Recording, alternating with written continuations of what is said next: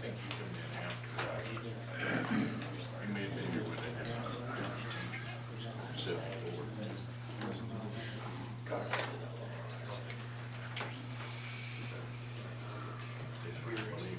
Next year, be 50 years old.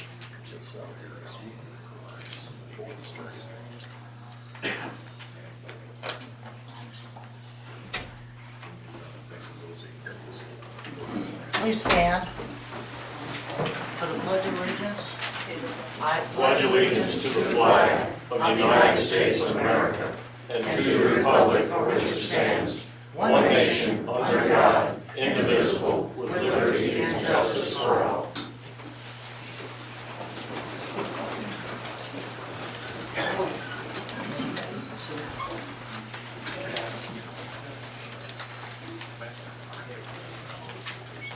We appreciate everyone coming this evening, and we have a list of people that want to speak. I think there's a dozen people. So what we're going to do, the public hearing is the first thing on the list, so let's go ahead and do that before we get into anything else. And Dave, do you want to start on that? Okay, we'll go ahead and go on the record here at 7:01 p.m. on Monday, December the 9th. Calling to order a public hearing, and I'll read what was on the agenda. A hearing regarding an ordinance to amend the Herman Municipal Code to provide that bed and breakfast inns, guest houses, vacation rentals or homes, and any other non-owner occupied lodging establishments, called herein bed and breakfast inns and guest houses, shall be allowed in R2 and R3 zoning districts by conditional use permit only, and to establish regulations for all new and existing bed and breakfast inns and guest houses in all zoning districts. And so tonight we have marked as Exhibit 1 the notice of public hearing that was posted in the newspaper, and as Exhibit 2 we have the affidavit of publication confirming that the notice was published in the newspaper. And as Exhibit 3, all of the ordinances in the Code of Ordinances of the City of Herman. And as Exhibit number 4, we have the Planning and Zoning Commission meeting minutes from March 20th, 2019. And then a version of this ordinance went to Planning and Zoning and was considered there. So we have those minutes here. Those would be all the exhibits. Mayor Kerber, do you agree to accept these exhibits into the record? I do. All right. You may proceed. Okay. We have, as I said, a dozen people, and I'm going to read a little something about the reason we have this ordinance, and then we will start with the individuals here in the order that they signed in. Let them come forward up to the podium, identify yourself, let us know if you live in Herman or not, and you'll be given 4 or 5 minutes. Otherwise, we'll be here 12 times 5 is an hour, so we could be here a long time. Please keep in mind that each year visitors to Herman spend over $6 million in overnight lodging stays. Many of them do not think about the possibility that the room they're staying in has not been inspected or held up to safety standards and requirements. When the same people, including all of us here, travel around the country and stay in motels and hotels, we assume, and rightly so, that these rooms have been inspected and are safe. Every room rented by Holiday Inn, Ramada Inn, Brewery Inn, etc. is inspected by some state or government authority. Would you knowingly take your family and spend a night in a room that's not been inspected? You probably don't even think about it, or you assume that it's been done. Most of our local guests likewise assume that our rooms are inspected, but they're not. After a guest house is ready to be occupied, it is inspected by the building inspector and given approval for occupation. He never goes back.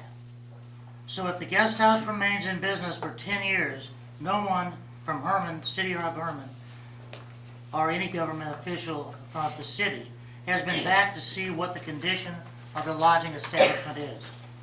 Think about all the changes that can occur in a building over a 10-year period, or 5 years, or 4 years even, or longer. The purpose of this ordinance is a basic safety standard for all guest houses and therefore for all tourists coming to Herman.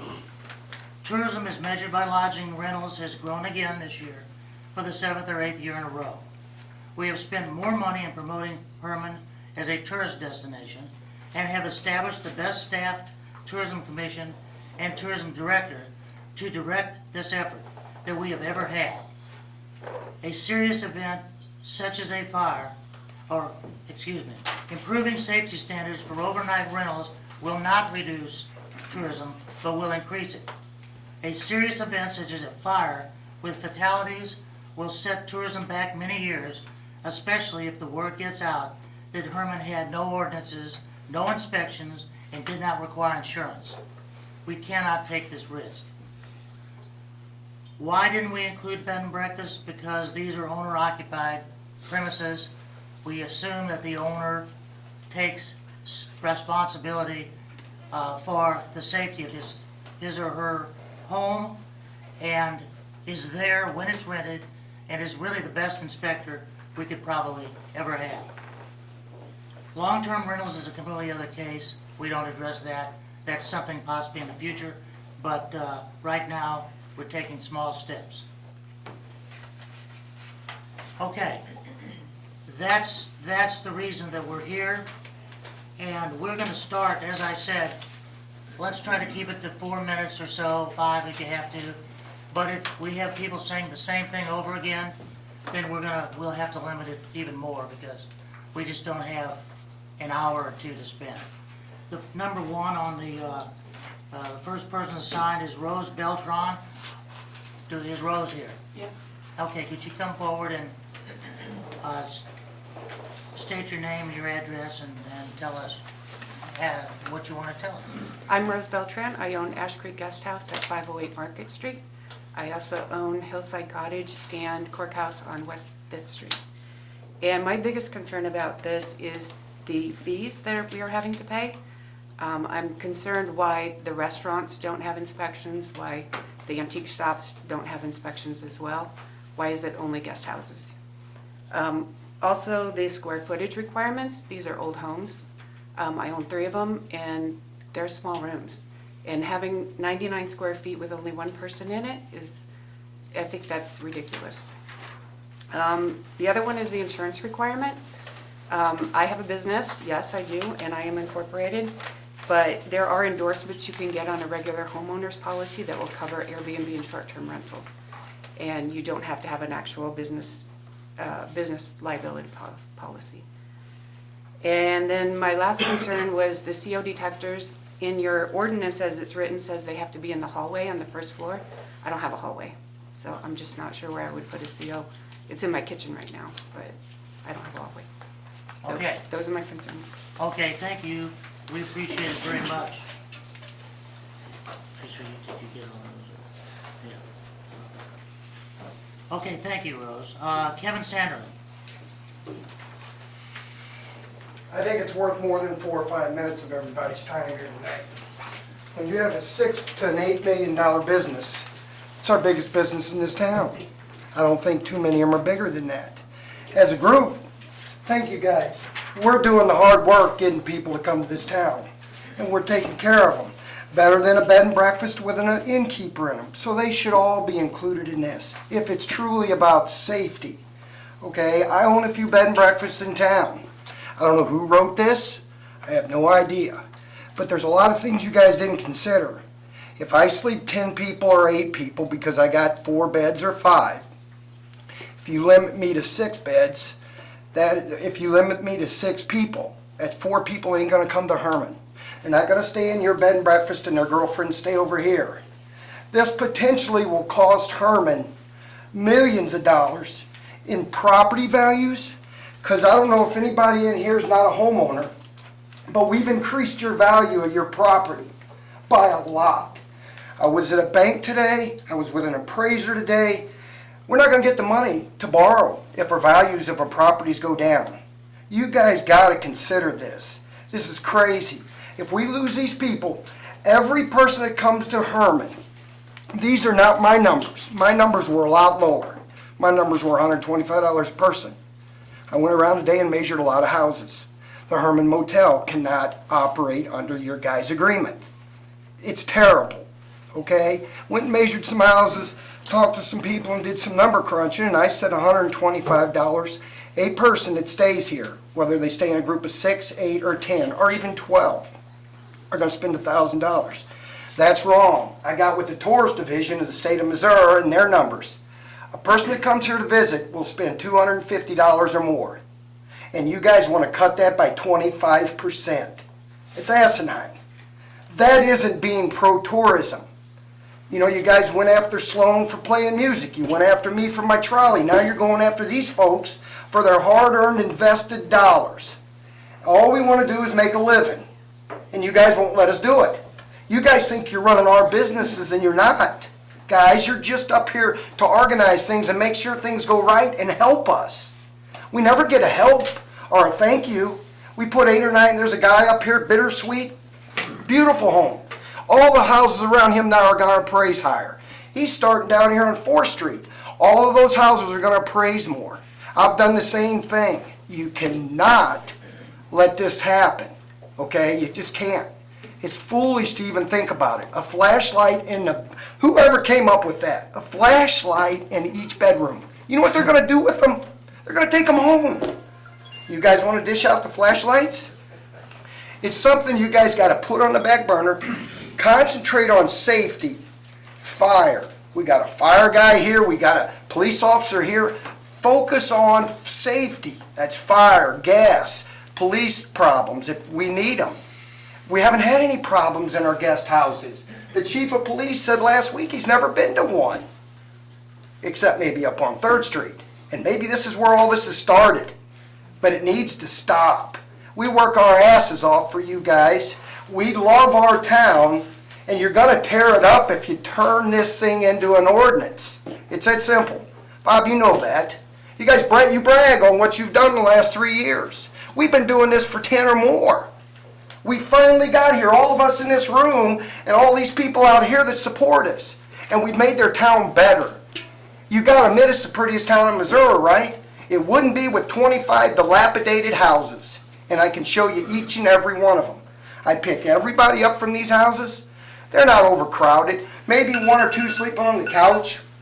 We don't mind, as long as you don't mind. But we can manage our own properties. And we know we have insurance. Good Lord, you can't have an investment without insurance. I've got a property and I want to ask you about it real quick. Bob, let me ask you about this property because it's very important. I came in here and asked for a demolish permit for a property I have on War Street. You guys gave it to me. I asked for electric, water, and building Kim, permit. we gotta, I did, real quick, all right. okay? You guys gave me all them. The inspector was at my place 2 times a week. We put electronic monitoring system in that thing. Cost a lot of money. Everything's perfect about it. It doesn't fit. And then you guys, all of you, voted to give me a business license. Now you want to take that away from me. Or you want me to gear down to a different position and run my business differently. I'm going to fight over that.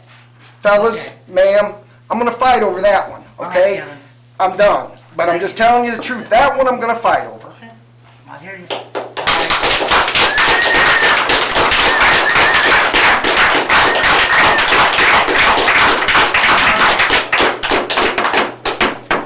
Mike Sloan.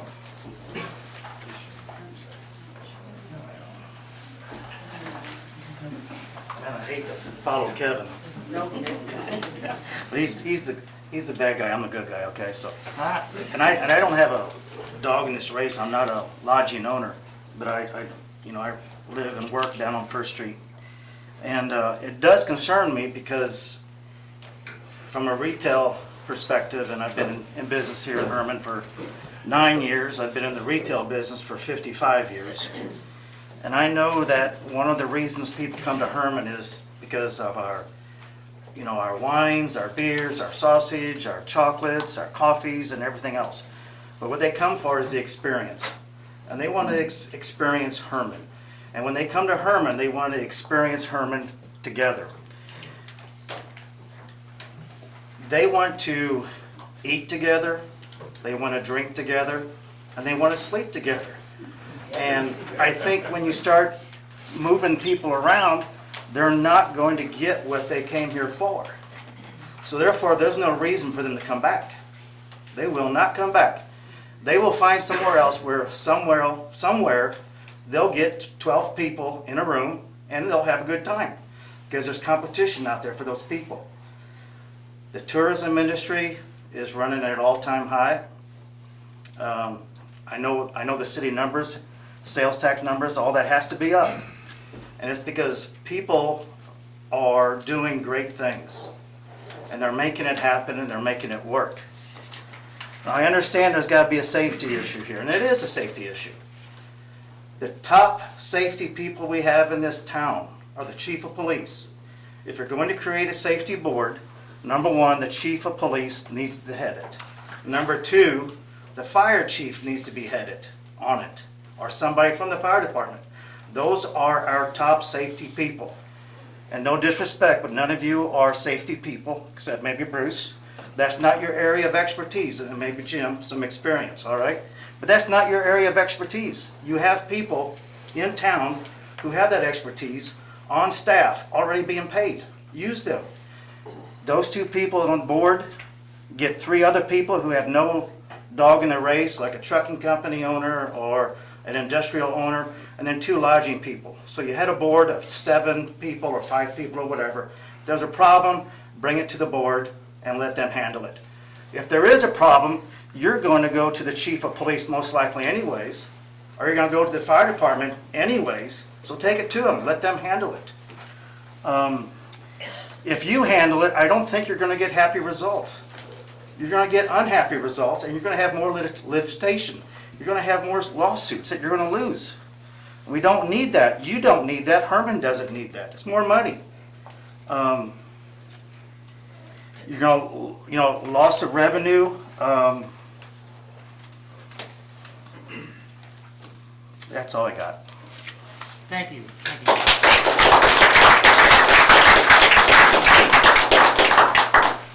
Kay Richmond. I see your question, so if you want to just state your question. Yes, I had a question just to clarify who this applies to. Since I live in the dwelling and it is a bed and breakfast, does and what applies to me? It doesn't apply to bed and breakfast. Not bed and breakfast, owner occupied, Except the inspection. Except the inspection, the inspection. but not bed and no, bed and breakfast, Time. yeah. According to our code, we have bed and breakfast homes and bed and breakfast inns and guest houses. Bed and breakfast inns and guest houses are sort of synonymous. In fact, when you look up guest house in the code, it says C, bed and breakfast inn. The bed and breakfast home is owner occupied. So these regulations that are being proposed in this ordinances apply to bed and breakfast inns and guest houses. But not bed and breakfast homes, Okay, which are typically what we think of. okay. Okay. As long as the bed and breakfast home is 4 rooms though, right? If it's 5, then it would be an inn. I don't think so. So you can have any number of rooms in a bed and breakfast home? Owner occupied. If it's owner occupied, I think it states 4. I think it's 4 or less. Yeah, I believe it's 4. Okay, so my next question would be, what about a suite that adjoins? Is it, Let's let the lady ask the question. so, guest rooms, would a suite count as one, which it has entry, access through both rooms, is with one bathroom in between? How is that defined? We're looking it up. I Okay. think, Be like a Jack and Jill restaurant that's commonly shared. Right, But restrooms can't be used as a sleeping room. Exactly, no. So it really has no bearing on it from my concern. So would it be 2 separate rooms? Be 2 separate rooms based upon the square footage. The square footage as And well? square footage consideration allowing the proper egress, meaning in case of a fire emergency, that the occupant can get out without having crawling over a bed or a chest of drawers or Right. making way to the window.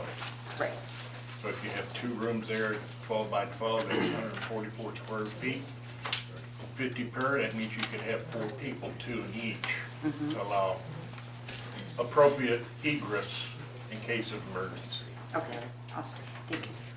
Okay, Dave. The definition of a bed and breakfast home is a private owner-occupied dwelling containing not more than 4 guest rooms. Bed and breakfast and a private dwelling containing not more than 10 guest rooms in which transient guests are lodged overnight for sleeping purposes for compensation.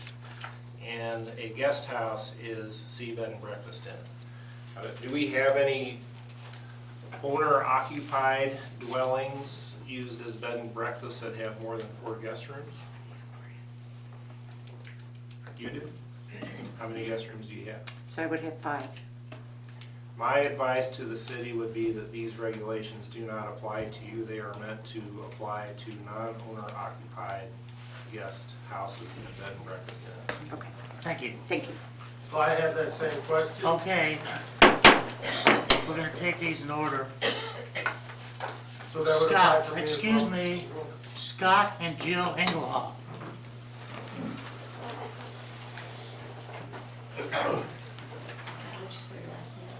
E-G-E-L. I'm sorry, E-G-E-L-H-O-F-F.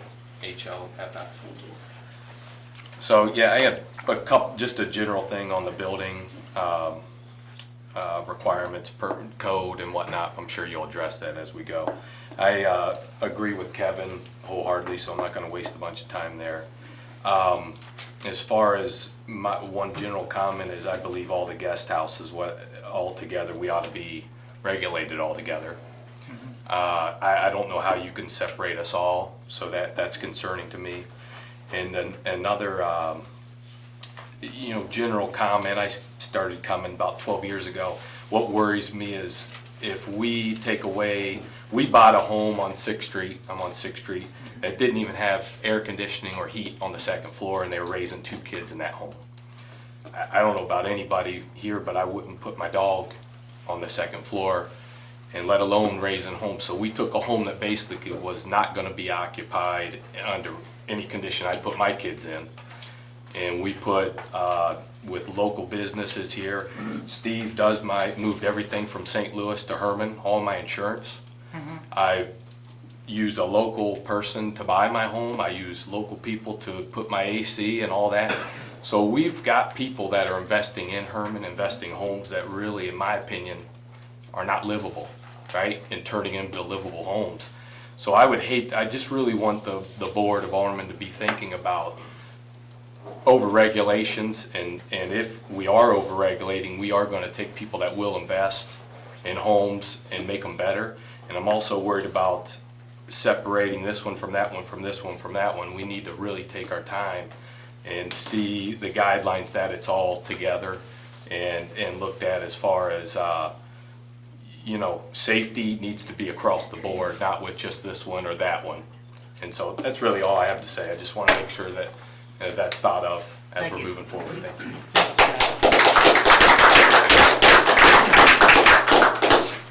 We have Deborah Smith.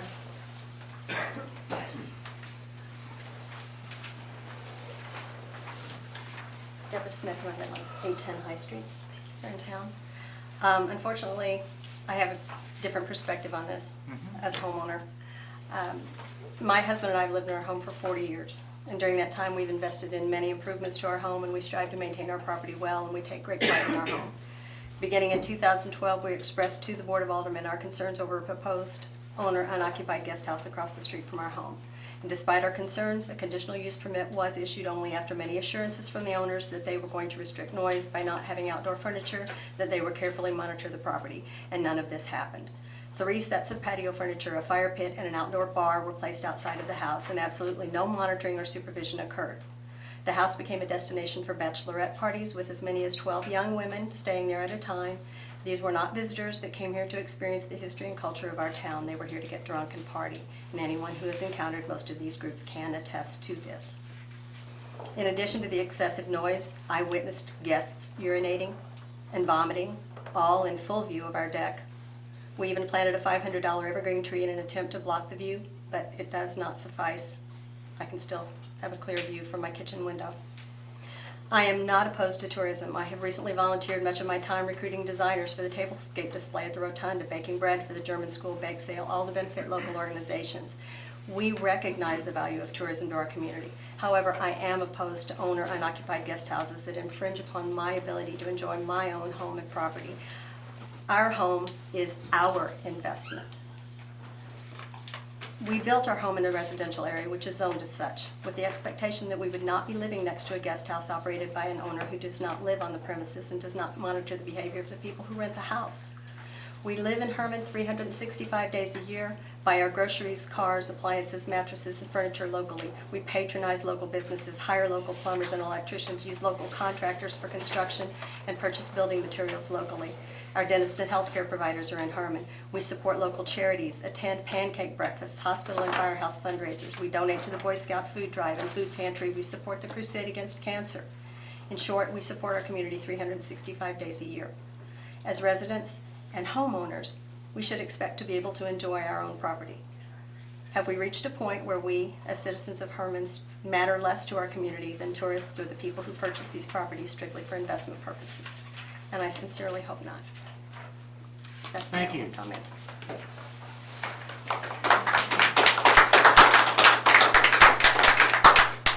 Becky Jecka. Good evening. I just want to see that. JECHA. I don't understand this, so I'm sure you're gonna help us. That's okay. And I'm gonna adjust that a little bit because a lot of this has already been brought up. And Okay. I will start by saying I completely agree with Kevin and Mike and their comments. Scott, totally understand exactly where you're coming from too. As an investor, as a homeowner in my own city that I run a full-time Airbnb out of, I live there. Sometimes I'm there, sometimes I'm not. I understand all the ins and outs of this and how it can affect people.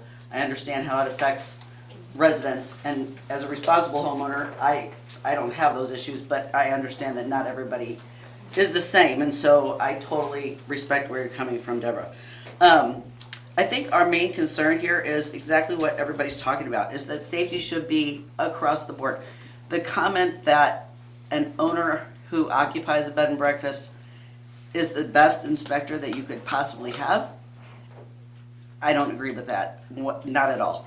Because I can tell you of owners that I know that live in their homes, and because things are functioning, that's all that matters to them. They don't understand that knob and tube wiring is a danger. They don't understand that being improperly insured is a danger, not only to the guests, but to themselves, to the city, to the community that they live in, to the neighbors, all those things. It should not be a pick and choose. It should be all for one and one for all when it's an established lodging facility, no matter if you live there or if you don't.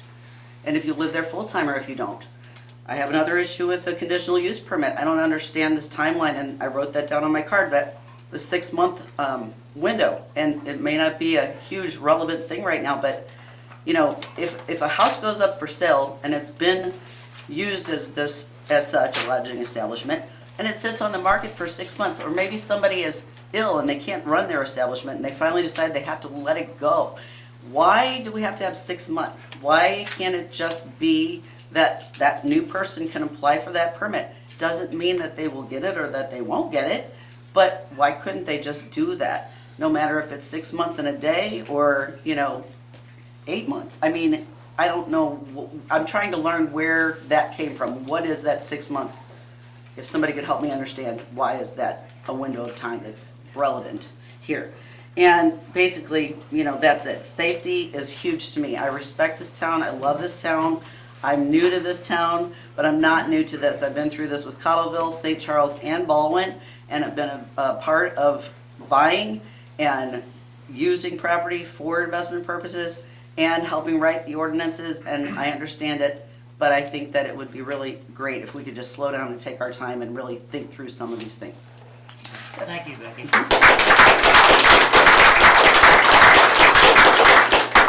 I think one thing that bears mentioning here is that the 6 month starts when you buy the property. Once you own it, you have 6 months to reinstitute a guest house on that property. It doesn't start when you put it up for sale. So you have a full 6 months to get that done. Can you clarify that date, please?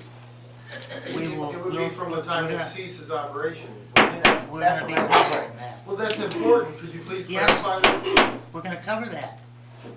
Olin Stemming.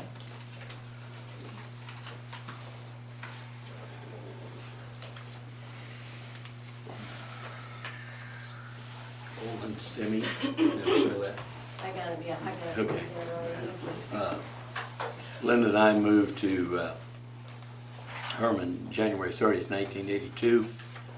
We've been in business in the real estate and insurance business, and we got into the lodging business the year that we bought the building that we're in, 200 East First Street on First and Schiller, and we enjoy that. And that was supposed to be our retirement job, but we're still not retired, but still enjoying hosting people. That was started October 3rd, our first guest, 2003. And so we've seen the start of the bed and breakfast, what is now known as the Klinger Mansion, Das Brown House, and Bill and Teddy Beard, what did they call theirs out there where Alpenhorn is now? I don't recall the name of that bed and breakfast. We've been involved in tourism all of these years, and my concern is one of the attractions that appeals to guests is the history of our town. And our historic buildings are an important part of that. My concern is trying to fit a square peg into a round hole. And it seems like this ordinance does that from the standpoint of property values, because you're not going to very easily alter the sizes of the rooms. You're not going to very easily enhance everything there is in terms of access safety. In fact, we don't have handicapped accessible rooms, but they have stairs. But if you go by the commercial code and some of the commercial codes, why we don't have, and there's any number that have 2 stories in their and the lodging is sometimes on first and second, owner occupied or others. I think that's a big mistake. But I think Mike Sloan hit on the safety aspects of it. A number of others did, and I agree with most all of them. And the property values affect by changing the occupancy or not allowing a continuation of the occupancy. For instance, Linda had a friend that just today told her that what if I've had my property on the market, I want to sell it. But you know what it's going to bring? About half as much if it's not an operating bed and breakfast. And you know, this lady has all the smoke detectors, carbon monoxide, you know, all those enhancements, and maybe there should be an advisory role to address those issues. But the property values of not only the bed and breakfast and the guest houses who make substantial investments, the way it's written and the way the big brother control, the micromanaging of the tourism industry has occurred, along with another number of other things that have happened in this town. They need to be eliminated. And thank goodness we have an election coming in April. Thank you very much. Thank you.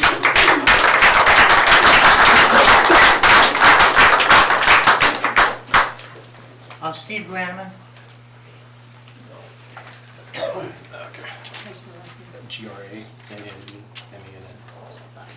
Okay, I work in insurance and real estate here in Herman, and I guess my questions are kind of more geared, first on a real estate standpoint, as far as rezone, or not necessarily rezoning, but I'm seeing a kind of a pattern here. We had this with R1. You know, I've worked in real estate for going on 20 years in Herman. Guest houses and bed and breakfasts were allowed in R1 for a while. Then they went to conditional use permits. Then a moratorium came in and stopped basically everything on the R1. How long is it going to be before that happens in R2 and R3 again? You know, you guys are setting the stage for this, so I'm just kind of curious on that. I've got clients that specifically invest in Herman, and I've had to search out properties that you guys tell us we can operate a guest house in or a bed and breakfast in. And I've taken, a lot of my time to do that, and now you guys are coming back around saying, well, we've got to do conditional use permits on it. There's also been some block rezoning that has happened. People have paid money to rezone their properties. They're still residential properties at this time, but they paid money in order to have it rezoned. For future business endeavors, if they want to sell it, it increases our property values because people can use it for guest houses. What's going to happen with the money that those people paid for that? I mean, are they going to be reimbursed for this because now it's going to be made, more difficult for anybody else that comes in on this? On an insurance standpoint, I would like to know what insurable interest the city has in any of these guest houses, and which basically, does the city have any ownership? If not, how can you mandate what kind of liability coverage these people have on their properties? Basically, you're doing the same thing that the Democrats did with Obamacare and forcing them to purchase a product that by law they do not have to have. And also, would that also make the city liable because now you're forcing them to do that? Are we going to see liability rates shoot up around here because they know it's a mandated thing? For Herman, if you live in Herman, you have to have $300,000, $600,000 worth of coverage. So, those are my questions. Thank you. Thank you, Steve. Hannah Hessler.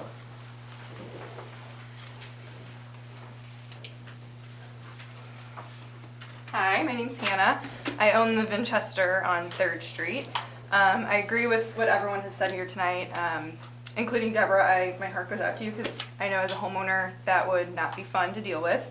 I do feel like just reading through this proposal, there are just quite a few holes in it, which I think we've all brought up here tonight. And I just urge you to please, take a step back. It seems like this is just being rushed, and, I think just this room tonight is a testament to maybe some of these things haven't been completely thought through perfectly. And I know a lot of time went into making this, so I'm not trying to knock that at all. I do think that guest houses need to be, the safety portion of guest houses should be looked at and regulated in some way. I just don't know that this is the best way. And that's pretty much all I have to say. Thank you, Alex.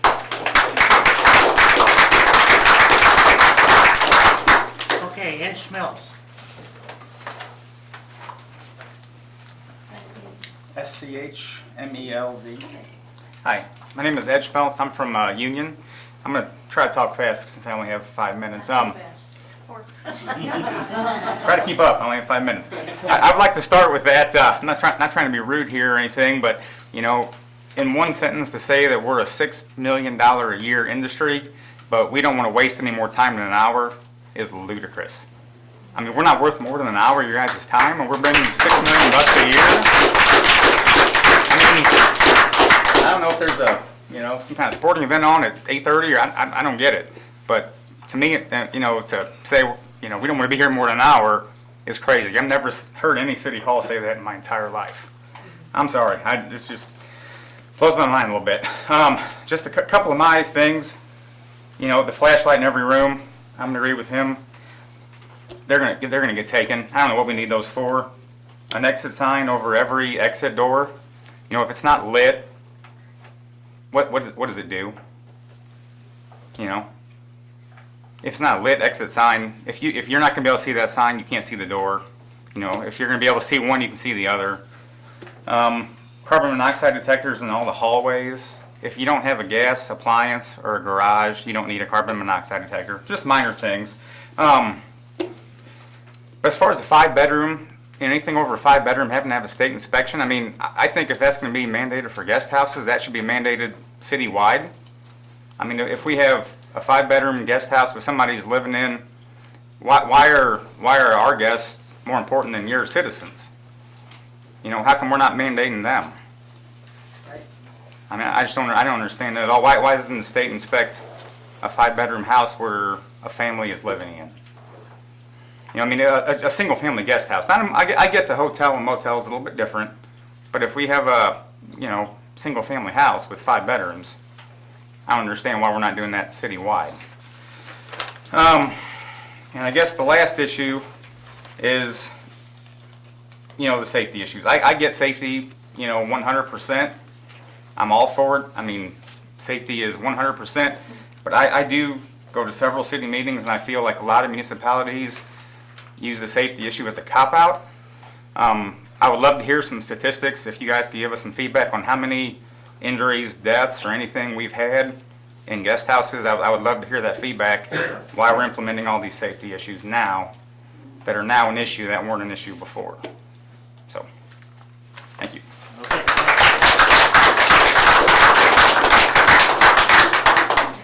Okay, that concludes the list, but we should open it up and see if there's anyone else out here that didn't sign up that would like. Rhiannon, would you like to come forward?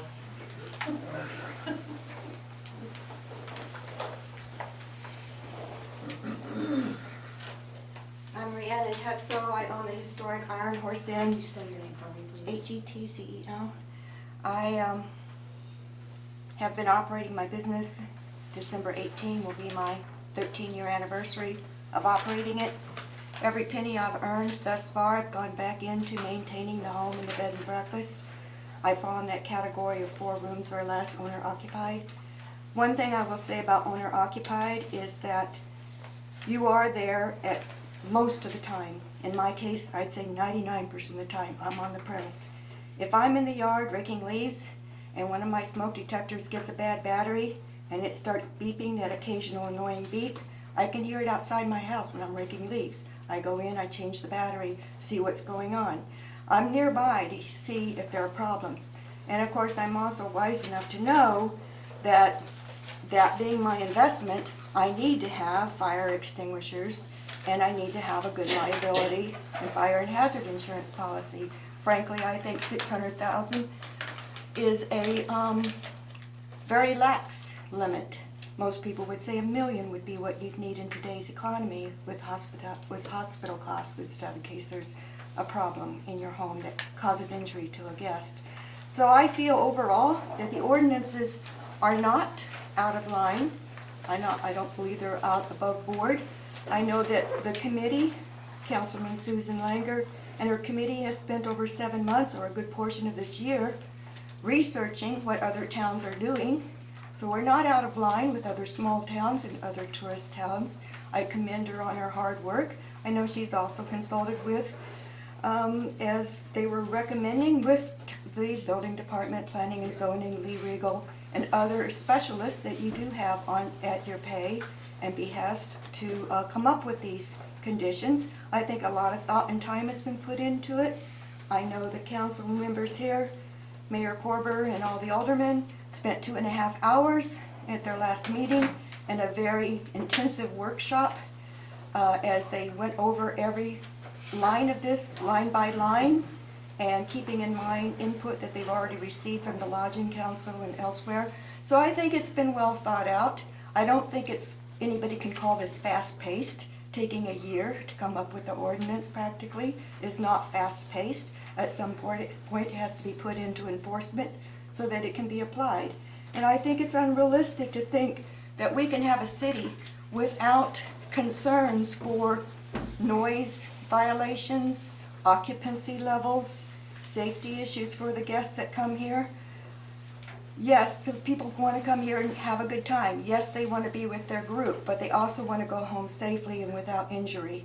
So I think that I really don't know of anything in this ordinance that I would feel is out of line. And I commend the city on the fact that they are considering the people who are not represented very well here tonight, the local citizens, the people who just want to have families, want to send their kids to school, pick them up, live in their homes and shop in our neighborhood.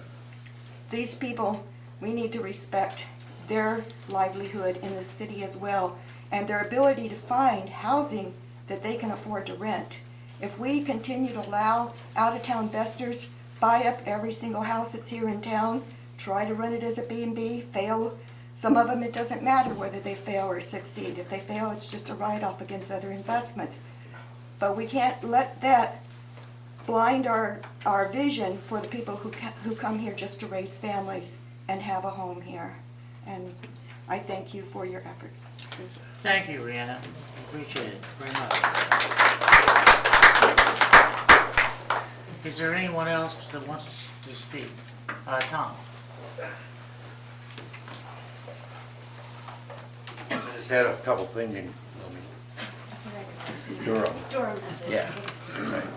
I had a couple of questions. One, it talks about the permit application will be under the city zoning inspector.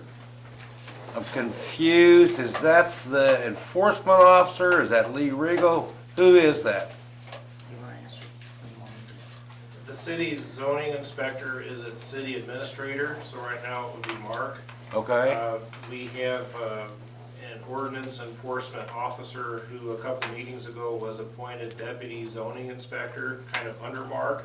Right. And so whenever you see the term zoning inspector in here, it could be Mark, or he could delegate that duty to the deputy zoning inspector. That person's been hired and solely determined to be the deputy. Well, and that said, if indeed we're going to have the all the B&Bs and guest houses inspected, do we have a plan for something timely? Because right now, I assume that you want to renew everything at the same time, or begin your permit all at the same time. Is there, I can't imagine inspections being, it's going to be a lengthy time period. So I don't know if you've got a plan for that or not. Also, I have a concern about the 1 year that, I would, and we've talked about it before, I'd really like to see it done every 2 years, and mostly because of timeliness, and because I don't think people are going to be violating it every year. So that was one of my concerns. And then also the $67.50 for the inspection fee.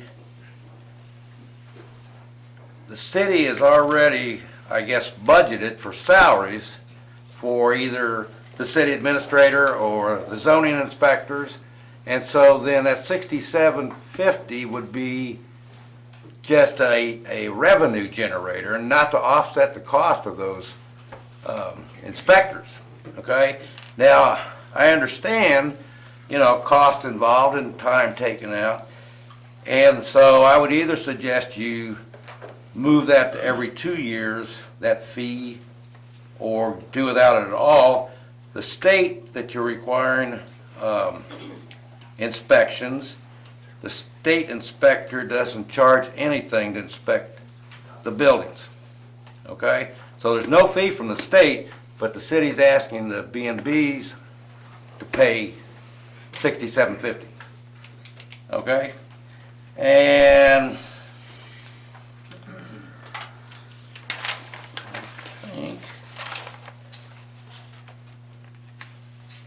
primarily, I'm in your agreement just like everyone else on the safety. I think that's important. I had an issue with the carbon monoxide detector going off of my house just a couple weeks ago. I'm glad I had it. I think they need them, so I have no qualms about any of the safety things. And I think that, again, like other people have said, that, safety should be the only issue. And I think maybe, I know you want to get this done before the first of the year, but I strongly believe that maybe it needs to go back and be rehashed some things eliminated, maybe some things changed, I'm sorry. And unlike others, I'll leave. Okay, thank you. Thank you, John. Thanks, Tom.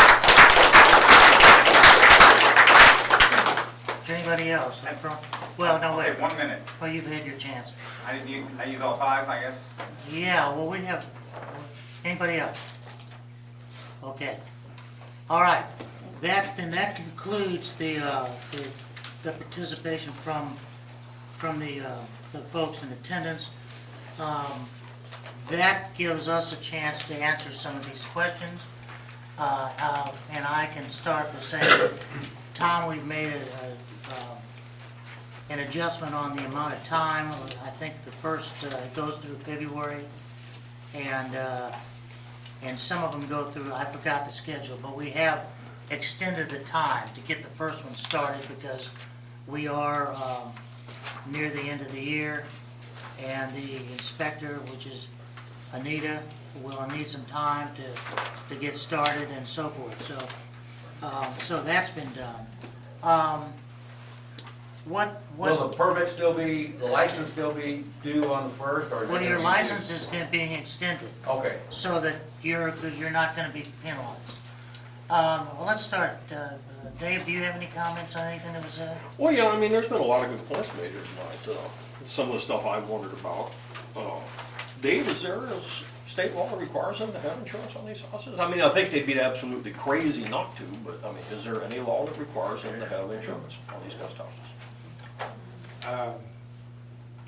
Yes, but the city's police power, as they call it, allows you to ensure that they have the insurance.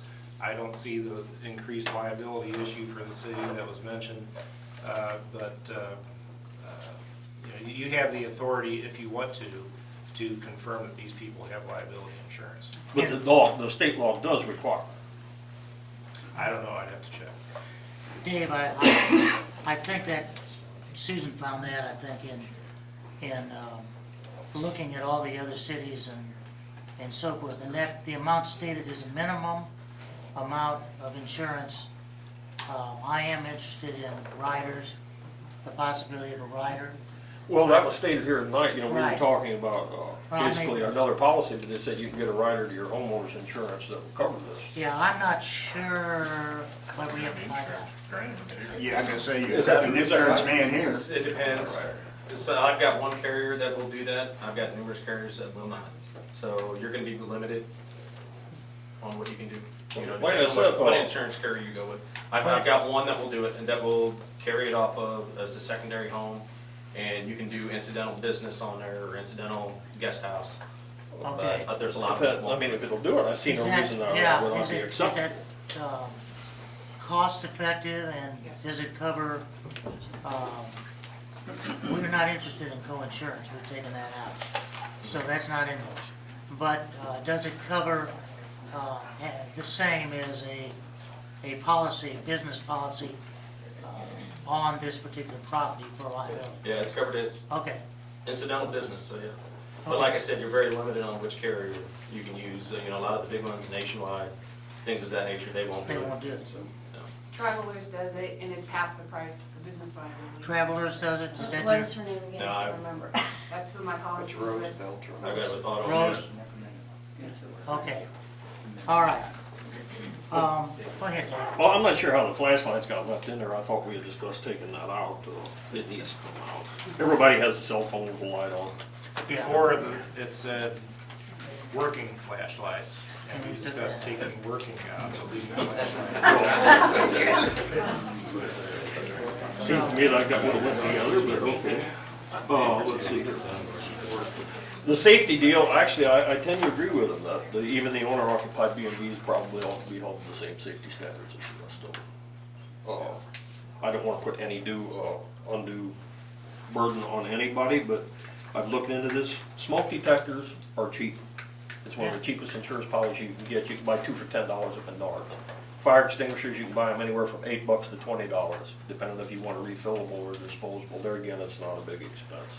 Things like that everybody should have. I would think it's common sense. Let's see, I wrote down a lot of stuff here while they were talking.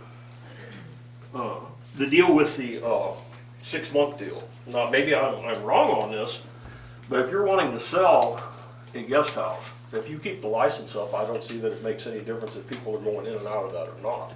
It wouldn't mean, I mean, operational means you've got a license to operate. It doesn't mean you have guests. If you're wanting to sell it, just keep your license up. Is that correct, Dave? It would still be an operational, it would not. I would advise the city that if they kept their license up, then that doesn't start the 6-month clock running. Yeah, okay. So it's not that if you just decide to close it down, as long as you've got a license, you can still sell your property. Yeah, Dave, I think the way that works is, once a property's transferred, the new owner has a 6-month window to reinstitute the business. Now, if they reinstitute it sooner than that, by getting their license to the new owner, then it's a mute. Well, if they're buying it for a guest house or B&B, I would Yeah. think they would immediately apply, so I Right. wouldn't see that as a problem. The occupancy rule is going to be a problem, I can see that. Since the start, I've said several times, I really don't care if they want to jam 10 people in a closet, if people are willing to actually pay for that. I mean, who am I to tell them they can't? Now, there's a safety issue with that, I fully understand it. These people seem to think they've overcome that. I'm not real sure what to do with that. I know I've talked to several guest house owners, and they're not gonna do that, because if they put 2 more people in a room that's already full, they can't rent another room.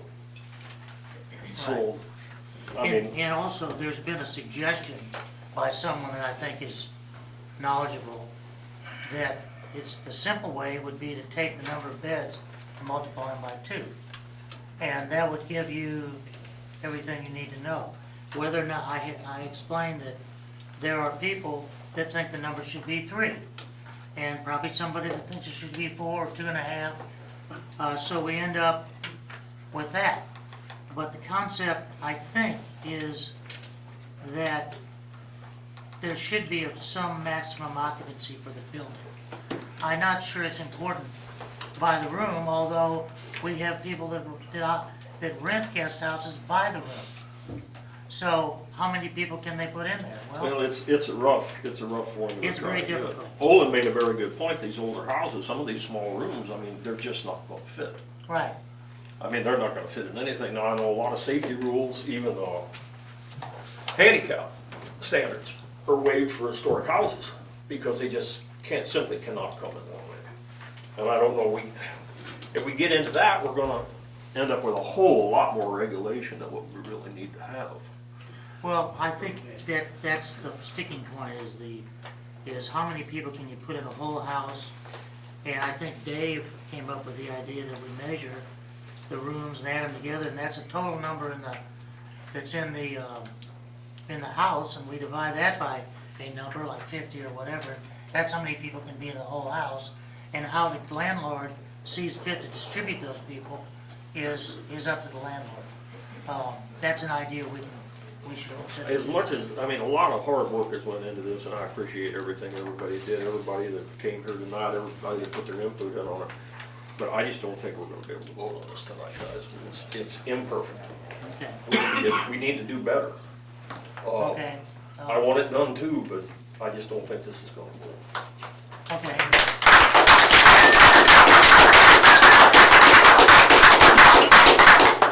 Jim, do you have any comments on anything? I do have a couple, of course. Rose brought up the carbon monoxide in the hallway. I think that's a no-no. I think that it needs a carbon monoxide sensor if you have a gas furnace or a gas stove. If you're total electric, then you don't need that carbon. Isn't that in But there? what if the carbon monoxide's coming from outside the house? I will tell you that we just ran a call a couple weeks ago on a carbon monoxide. Good thing it went off, and they had a wood furnace. Well, wood produces. They're in the car park. Building code, it's not a building code. So anyway, I'm just Yeah, saying, it's just a good thing to have. It's a good thing to have. It's not a building code. My research that, can you all hear me? Or is there too much? Let's let Alderman Shermer speak. In a hallway, from my research I've done, and actually I just bought a carbon monoxide, because this brought it to attention to me. I had smoke alarms, Then it dawned on me, I have a gas furnace. So I do now for $12.97 at Herman Lumber have a carbon monoxide put up, so it's good. I did put it in the hallway because we have 3 bedrooms there. The hallways are not always the best because if you do have like a staircase going upstairs, a lot of times your staircase is a point of fire and your source goes up and your carbon monoxide, it's just not a good place for it. I think we should say 1 per level if you have to have one. A wood stove, thank you Bruce for pointing that out. If you have a wood stove, wouldn't the smoke detector be set off though also? He's talking about an outdoor Let's- wood furnace. Okay, Oh, but a regular smoke detector would work instead of a carbon monoxide. all right. No, 2 different Yeah, this things. was a mini CO. It wasn't, had anything to do with the smoke. Okay, Jim. One other thing, Kevin brought it up, I didn't quite understand where he said we're trying to cut back their business by 25%. I don't know where he come with at that point. I think, Jim, that's very important, okay? If you follow the federal standards on where you can sleep, or the standards he put on 2+1, that's 3 per bedroom. If I got 4 bedrooms, that's 4 people. You just knocked out 20%. And with the houses that we have here in Herman, you do that by times 50, that's 200. That's how I arrived at those numbers. A little generic, but that's how I arrived at them. Where is okay? that information, Kevin? Pardon me? 2+1, where is that? That's on your federal standards for bed and breakfast, motels, and guest houses, Okay, okay? Thank you. And that's what we followed, and I think it's a 12 by 12 room. okay, thank you. but we had initially had put out, I think it said 4 people or 5 people per room. That's what we were looking at in the original ordinance. And I know that this would happen, that we would have an 8 by 10 room with 5 people sleeping in there. That's slum city. You can't do that. If you take one of your rooms in your house, and I measured each one of them. I found this 50% out there for the state of Utah, the city of Columbia, Missouri, and New Haven's got a similar one, Washington does. If you take a 12 by 12 room, that's 144 square feet. That's if the room is completely empty. Now let's put a regular sized bed, and I measured all that down too. That's gonna take up some of your square footage. You got a chest of drawers and a vanity in there. That's taking up more room. And then you have a chair to sit on. The main purpose is this, and everybody that has a guest house, everybody has a bed and breakfast inn, or a bed and breakfast is a business, not an individual like myself at my house. But you guys are businesses and you rent out, and I thank God for you guys. You guys helped the city of Herman tremendously.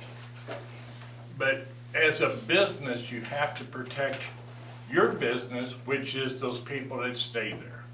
Let's keep them safe, because none of us here would like to see the headlines, 6 people lost in a fire in Herman, a bed and breakfast, and that would take in all of you, burnt down, they couldn't get out. There were 12 people in the house, but it's only a 2-bedroom house. You know, negatives will hit the paper. And Herman, everybody in here is gonna get hit by that. What we're trying to do is help protect that. You would think that, well, I pretty much know, you guys take pride in your property. You save the old houses that's fallen in, spend a lot of money on them. But let's make sure we check everything. Same difference goes as everybody here knows what the speed limit is in Herman. But does everybody drive it? No. Everybody knows you can't go in the store and pick up a 6-pack of beer and stick it underneath your coat. But do you do that? I would think common sense would guide everybody that you wouldn't bother your next door neighbor, or you wouldn't create something that could result in a tragedy. So that's something I've seen there, and then I've heard this, and I'll get off my horse. I've heard several of you mention there's things within this ordinance that need to be reviewed. I agree, there is things, but nobody narrowed down to one specific topic other than the CO2 in the hallway. So, do we have specifics? We had this 2 weeks ago. We had a small turnout. What I'm asking now is if you have specifics, let's have the specifics. Okay. Well, if somebody that comes up, we'll take those two. One thing that I want to talk about, and we'll get down to Susan, is the amount of people in a room. And I still keep coming back to that. We're gonna have to either take that completely out or come up with something that I think is more workable and easier to manage. Like how many beds, bed time 2.5 or 3 or 2 or whatever. 4 or 5 people to the room. Just go by total occupancy and let the people that run them decide how many people can be in each room, because I don't think they want to put 8 people in a room that should have 4 in it. Those people won't be satisfied, and they might be able to put them in another room. So my idea, my recommendation would be come up with a total occupancy for the entire house, but as long as we know how many rooms they're gonna rent, then let them put the people where they want them. And that I think might work. With what you're saying there, when they initially applied for their conditional use permit, did they not put how many people they were going to have staying there? Isn't that a It requirement? says how many rooms, it doesn't How many how many rooms? people. Rooms or people? Rooms. A lot of people offer up how many occupancy, but It's not required, I don't think, but we do ask how many rooms.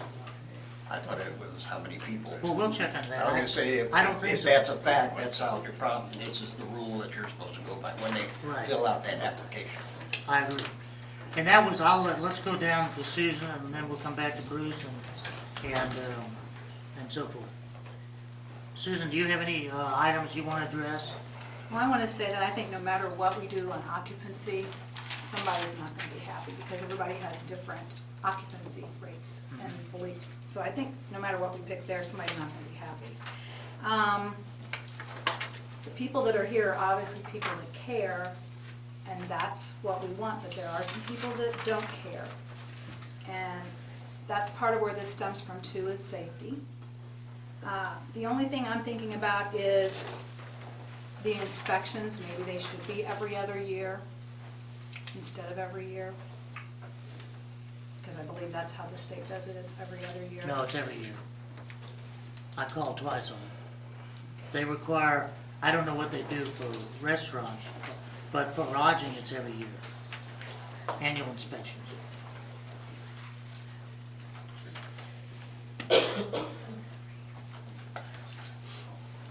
When we first discussed this in the meetings, I think it was actually a biannual inspection, not an every year inspection. I don't remember that, but we can do what we want, whatever. Okay, so it's every year for the state. And we've tried to actually, throughout this, be less strict than the state, which we can do. Well, I guess we can, we gotta do more. Anyway, Susan, do you have anything else? No. Bruce, do you have anything? Or You probably don't want to hear me because I have been pretty well against most of this from the beginning. I just, I don't want to take a lot of time, but as far as I'm concerned, the fee, we should not charge them anything. I just feel that, I know I'm a businessman, I have been for a long time, I wouldn't want somebody to come in and tell me how to run my shop and put my furniture on that wall or this wall. And in essence, that's I don't like a lot of it. I definitely don't like the square footage thing. I'm definitely behind fire safety, and I don't want to sound that I'm not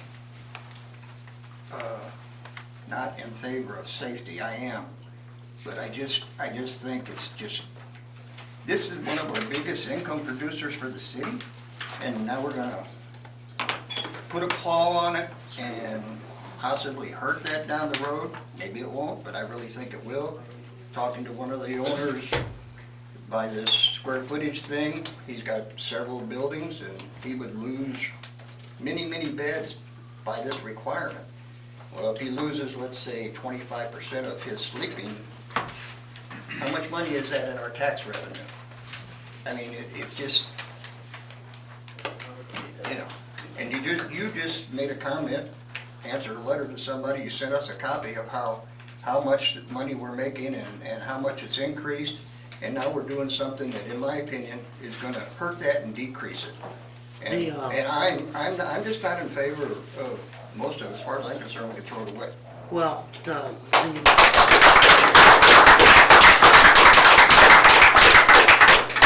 the letter that I wrote stated that we have $6 million of lodging revenue, and we're up here now. I'm just saying it. No, but it's for lodging revenue. These people make that money. We don't get that.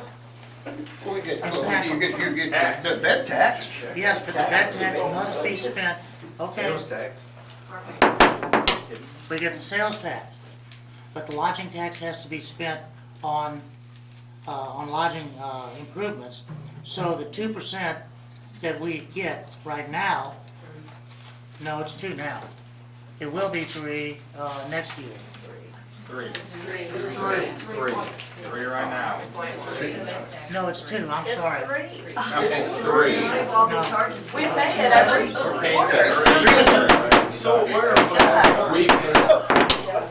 We pay 8.1% now in sales tax. 4.1 goes to the state, 2 goes to the county, 2 comes to the city. In addition to that, for lodging establishments, they pay a 3% lodging tax that comes to the city and is used not for any city purposes, but is used for promotion of tourism. And so it's 2%. And the 2% of $1 million is 20,000, I said. So if it's $6 million, it's 120,000, which is nice money. That's good, but it's 120,000. It's not 6 million, so we should know that. Could I say something? Anybody that owns a guest house in Herman, Missouri, when we pay our real estate tax, we pay double our real estate tax if it's a guest house. You pay your real estate, you pay double, they charge you double if it's a guest house, plus you pay $200 per room and $100 for each room after that on your real estate tax. So you're not just getting your sales tax.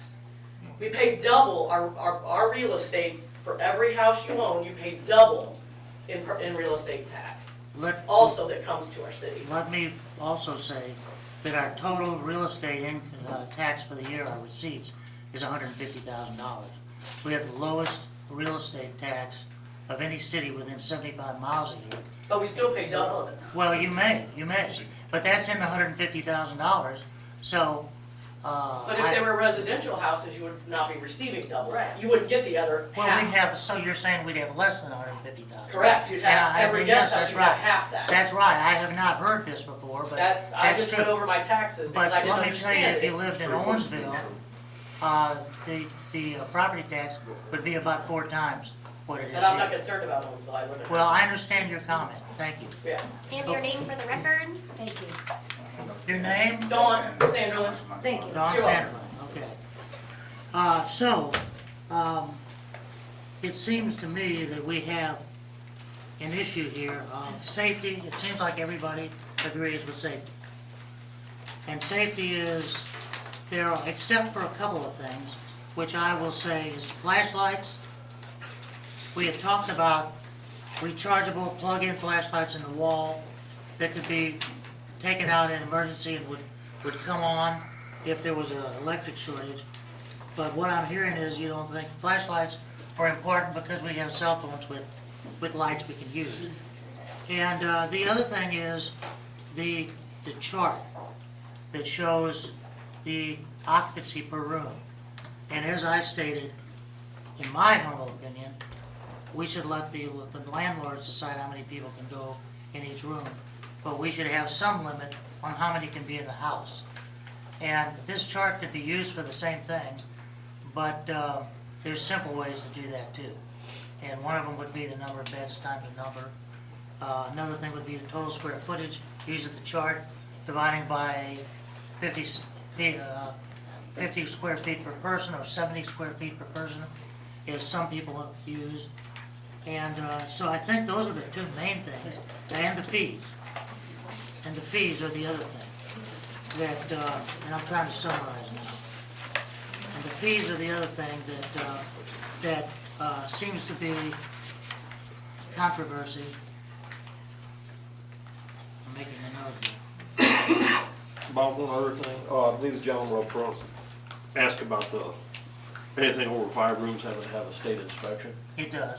That ain't us though, that's the state. No, that's the state. Okay, And just see, a to lot make of that this- clear, we don't tell the state to come and inspect that. That's a state law. Yeah. But is that for a guest house or for a hotel motel? What is your name? I think anything over They 5 call rooms is them- considered. They call them lodging establishments, and anything over 5 rooms. It's not our ordinance. It's not our ordinance. The And- state views a guest house if you rent it to one person as one unit, so it would not need to be. If you're renting it to one person, the whole house, the state does not inspect it. Like that's if I was renting 5 That's- different. A court reporter, she cannot keep up with who is I'm speaking. just putting Okay. someone who is. That was Brant Wilkins. That was who Brad asked- Wilkins' comment, and we will investigate that. I'm in the process of talking with the state inspector, and that's not what I understand, but I think he certainly should know. He's inspected every year, so we'll check into that. Thank you, Brad. Okay, there's a couple things on here that I think everybody should know, and I want to remind our board. A lot of this is already our ordinance. Some of these things, item 8, tourism tax which is not paid in 30 days after the last day of the calendar quarter shall be considered delinquent, that's already our ordinance. Some of the other things, we already have a fee for our business license, which is $32.50, and a fee for a new conditional use permit, which is $300. Those things are already in here. But what we don't, in the main part of this, what we don't have is the safety issues. Where's the map that shows how to get out? You can buy exit signs that glow in the dark, they cost about $2. I looked up a 3-bedroom house on 1-story guest house. All these items together are $104. And then I looked up a 4-bedroom guest house on 2 floors, and they're $127. So the stuff to meet the requirements that we have, which is the most important part of this, is very inexpensive.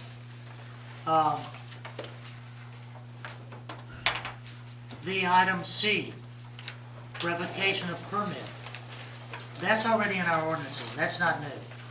So that can already be in effect. So it still seems to me that we have the 3 items, the fees, the square footage that has to be changed, and what was the other one?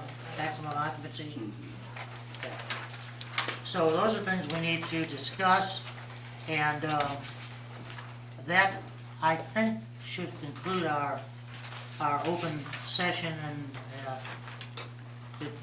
Dave, what do we need to do? Mayor, can I ask a question on the square footage? I don't think Right. I've heard it yet. Did anybody at the board level think about like a standard hotel room? You got 2 beds, you got 4 people. Yeah, we did, and I think that's a good point, and that's a good starting point, and that's pretty much what we did.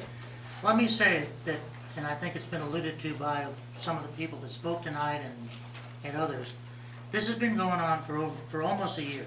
Susan has had numerous meetings with people that actually own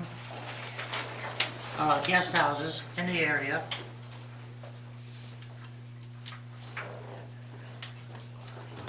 And has reviewed this with people and talked to people in other cities that have rules similar to this. This is not our attempt to do something in the last 30 days. This is something that comes distilled from a bunch of different places that do this. Guest houses, as everybody in this room knows, are becoming a national controversy, with Airbnb and so forth recently rescinding they're no longer taking reservations and telling people they can't have private parties. Not allowed to rent a room and have a private party. There's been people killed in California at some of these things and other issues. We don't want that. And I'm not saying, all this does is make the rooms across the board similar in terms of safety.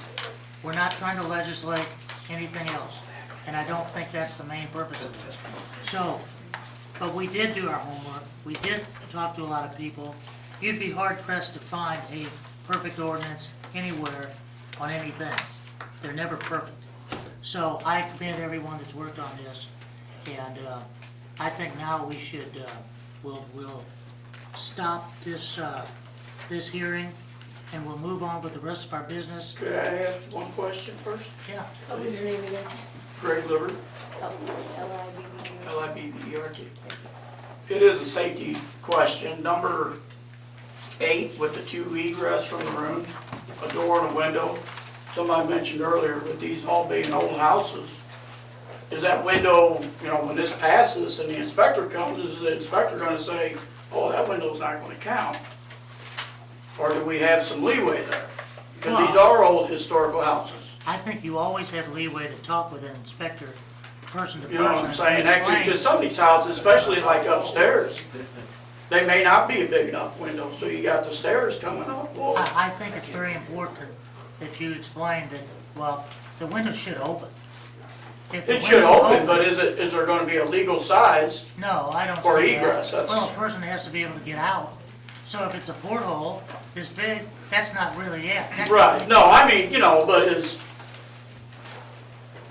Yeah. There's a legal OSHA required size. there is, that's exactly right, I that's don't the know point I'm what it getting is to, I off the think top of it's my 8 square head. foot, I'm not exactly. Well, I think that's where you come into the historic houses are gonna have. That's why I'm wondering, because these are all old historic houses, so we We don't wanna. can't require anything, I think, that will violate the historic district or that would be in any way, ask for information, for instance, on the guest register.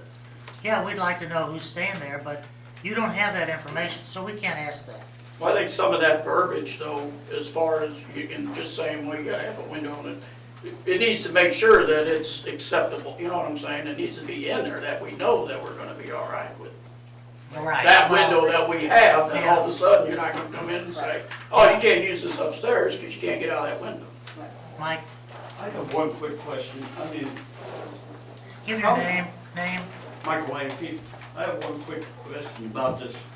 I mean, how many people will, I know it's a house, but how many people during the holidays have put 5 people on their living room floor? How is that any different than him having a living room? Why can't he put 5 people in his living room? The number thing, I think, is the big problem. It gets to the point, Mike, where it's Because commercial. you're going by bedrooms, but you're not going by rooms in the house. Yeah, we're going by what is called, and that was my problem with this ordinance, and everybody uses different terminology, sleeping room and guest room. To be fined, that can be any room that a bed can be put. Okay, that's Except what the I didn't kitchen and the understand. bathroom. And that's So what he can put 5 in the living room if he wants to. If as a guest house, B&B classifies that living room as a sleeping room, then if you could get 5 people in there, and gosh, that has to be probably bigger than this room, gotta be legal. The state says it's a sleeping room if people sleep in it, and that's what we say. So we don't say this was a bedroom in 1945, so it's a bedroom now. So if you want to sleep people in the living room, then that's a sleeping room. And I think that's the way the state, we're trying to use the same terminology. So that's it. And that only comes into play if you have 5 or more rooms and then you fall over to jurisdiction by the state. So otherwise, that's not a real problem. Can I ask one question real quick? Yeah, okay. I'm sorry. I purchased the house over on East 4th Street about 1.5 years ago, and I was kind of curious on how that was going to play out with the conditional use permit, because I kind of waited on the city for over a year to demolish the house. I was trying to help you guys out with the grant program, and I waited, and waited and waited and it didn't come through. So I finally got it, asbestos removed and knocked down. We have a foundation in the ground now, but am I gonna be able to get a permit to build my guest house there now that this is all happening? I mean, Well, I don't see why you wouldn't. What's it zoned? it's zoned R2. Actually, that street was rezoned some years back to allow guest houses. Yeah, it is, and I don't think that, Well, it's R2, well, I have to get a conditional use permit. If my building process is still going on, if this ordinance gets enacted, because did you, You just have to apply for it, that's all. yeah. Okay. you guys could place any conditions you want, even though I waited over a year. That's the problem, is you guys are doing the conditional portion of it. Okay, Mr. Mayor, can I We'll say have to one look thing at and that. everybody agree on it? sure, Kevin. One queen size bed, 2 people. I think everybody in here can agree. If there's 5 bedrooms and you have 2 beds in it, 4 people can sleep in it. Or if you have 1 queen size, 2 people can sleep in it. I think it's fair. Say that again, Kevin, because 1 bed, 2 people. It's gotta be a queen size or better.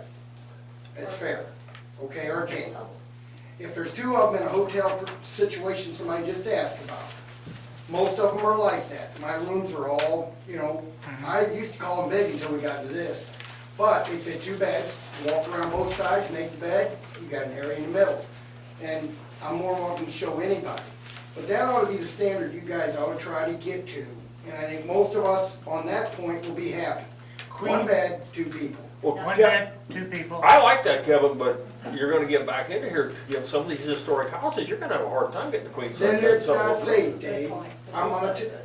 Yes, then it's not safe in my mind. I'm thinking about safety too. We don't want to overcram these houses, somebody step on somebody's neck because they're sleeping on the floor. So, That's what this is all about. Let me see if I got this. Let's say we have a small room and you can only put a single bed in there. That's 1 person. It's a real small room, only a single bed, 1 person. But if the room's big enough to have a queen bed, it's 2 people. If the room's big enough to have 2 queens, it's 4 people. Yes, sir. So basically, queen bed or bigger, 2 people per bed, smaller than a queen, 1 person per bed. Full beds. 2 full beds should be 4. Unacceptable. Like, again, more time to think about this. Can we have a meeting where you invite us and we all discuss this? That's what this is for, Brad. So, but you're gonna rewrite it, so let's have us involved in the rewrite. Well, that's why we are here. We're listening to you and we're gonna take what you say into consideration. Okay, then I would like to say, the big difference is you're taking R2 back to R1. That's gonna drop property values throughout the city. So that's the big thing that we're doing here. That's not at all what's going on. It is, because you're gonna go from not needing a conditional use permit to needing a conditional use permit. We used to have So to- do you think if somebody's gonna invest $300,000 into a home in this town, they're gonna be willing to, the next year, somebody tell them they can't have their business? Brad, we're not doing that, and that's not what we wanna do here. I'll take 1 more and then we're gonna adjourn this. I Rand? just want to bring up a point, like, if you just limit it to 2 people per 1 bed, queen or larger, one thing you have to consider is every once in a while you get a couple that travels with a child. They're coming in for a family funeral or a wedding, and I don't normally take children in my B&B, but if they tell me they're very quiet and well behaved, maybe it's a 12-year-old that has good manners or whatever, and they say it's okay to sleep in the bed with us, parents don't mind, I don't really have a problem with that. So I Would don't. they stay in the same room? Yeah, of course, the Same bed even? 12-year-old would stay in the same room with the parents. I just don't want to be in a situation where I could say, no, you can't have your child in your bed with you because the city won't allow it. So Okay. I just think that we have to, maybe it goes back to that 2.5 thing you said. Okay. We have to take in fact the children sometimes are with their parents. Okay, Dave, what else do we need to do? We're gonna wrap this up.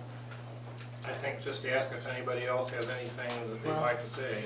We've done that twice. I got one thing to say. Okay. Dennis Sperry, How do you spell your last name? Sperry. So who will be governing this amount of people? I don't understand the question. Okay, none of us want to overstuff these houses.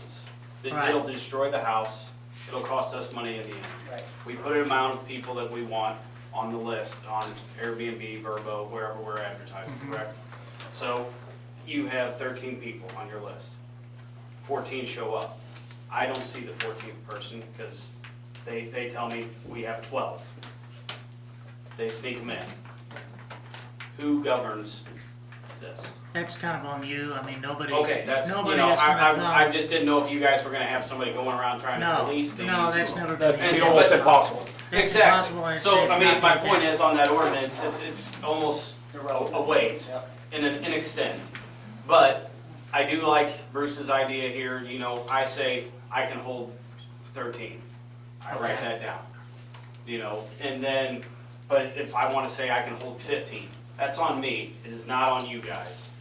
It comes, Okay. you know, somebody gets hurt, obviously, all of us get hurt in the long run, but it comes back to me. But it would be between you and the building, the ordinance inspector to kind of show them how you're gonna fit 13 or 23 or 15 or however many in the house, and just explain it.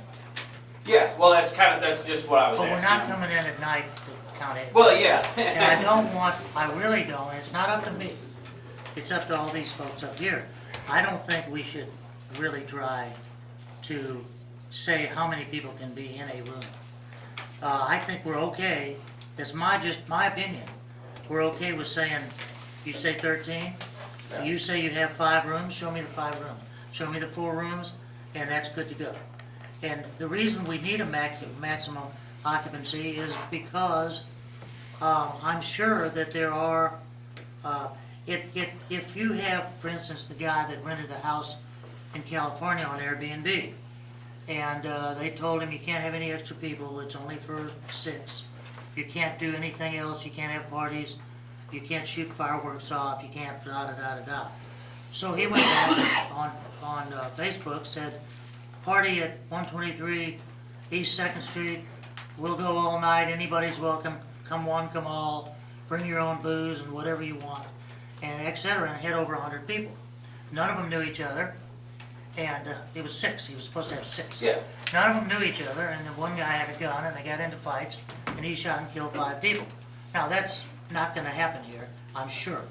However, the fact is that he had 100 people instead of 6, and it's gonna be pretty hard to explain to a judge that I didn't really think that anything would happen like this, or the furniture would get smashed, the walls kicked in, etc. You broke the law, you broke the rules, you had 20 times more people than were supposed to be there. So that's what it's for. But is somebody gonna come in the middle of the night? No. So, I think one thing that might protect you all is if you go into a bigger municipality, when you go into restaurants, sometimes you'll see a sign, max occupancy, 185 people.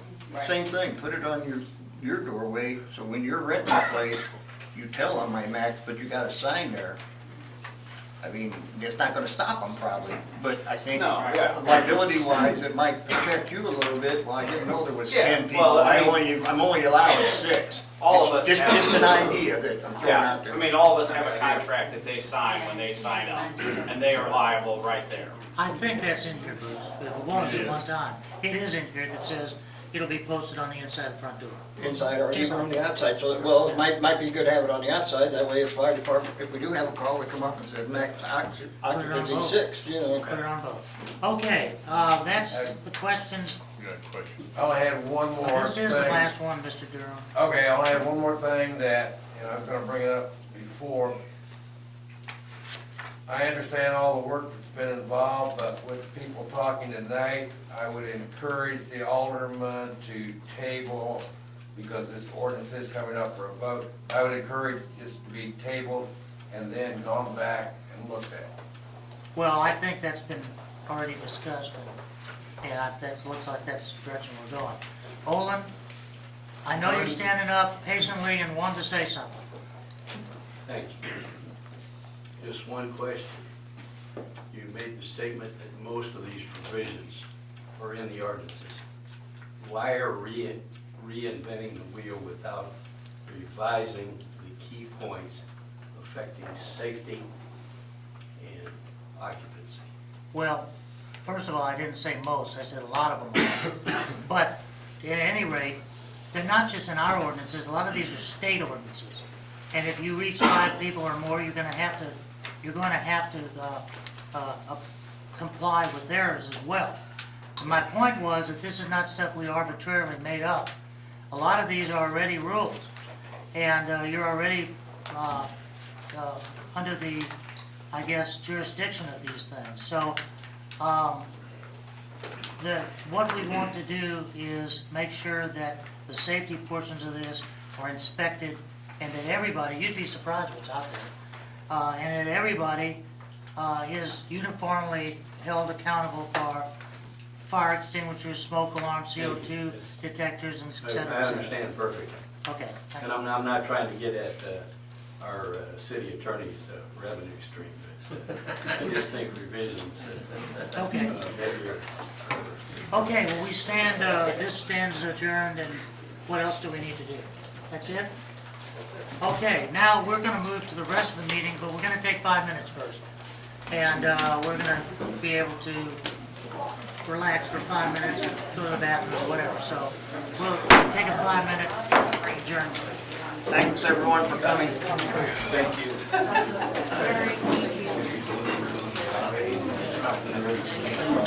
Is that gonna go off? It's rolling. So the cameras, You're on. we're still streaming. We're still on.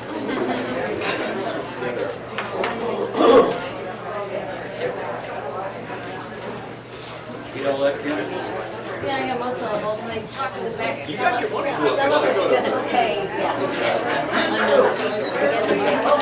I remember those days. I still have to say something. Sometimes I will.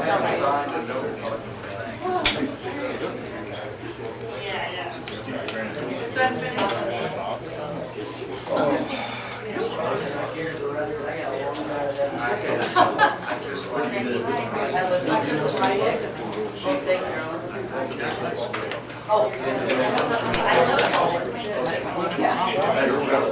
Because we have the orders right here.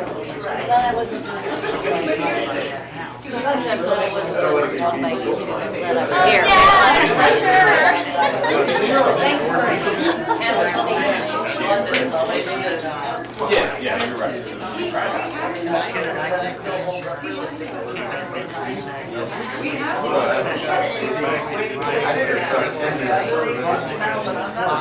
It don't work though.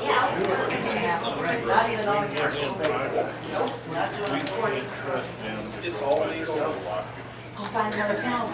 You know, maybe we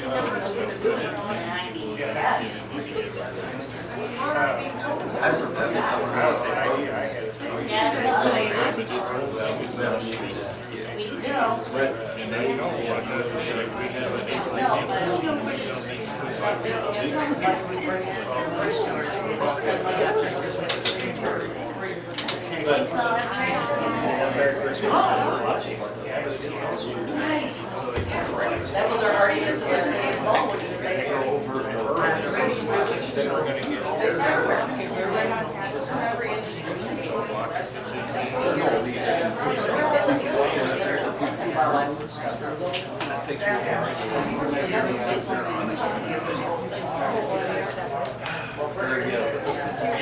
You go into that whole Houses, all the way at the end, down the side of this way.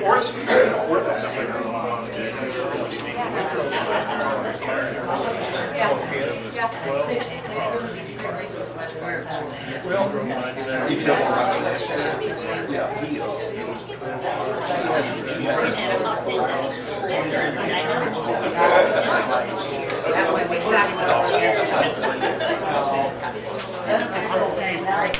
Water is chilly. right here. Yeah, I believe it. Is that, I was gonna say, is that $500? $160 for a bottle of water. Thank you. Yes.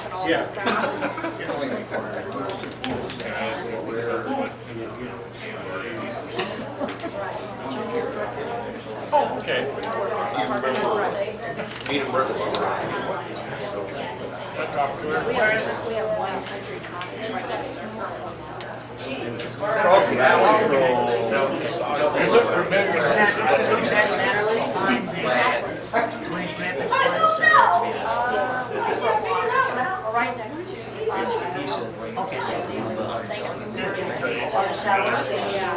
I got it from a local company. Well, we'll keep it. Thanks, Grandma. I have Okay, the next, well, in spring. It's been 9 months. It feels like it. I'm gonna taste the all these people came for you.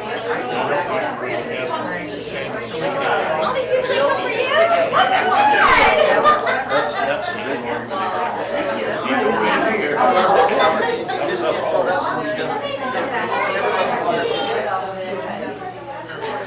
Thank you, dear.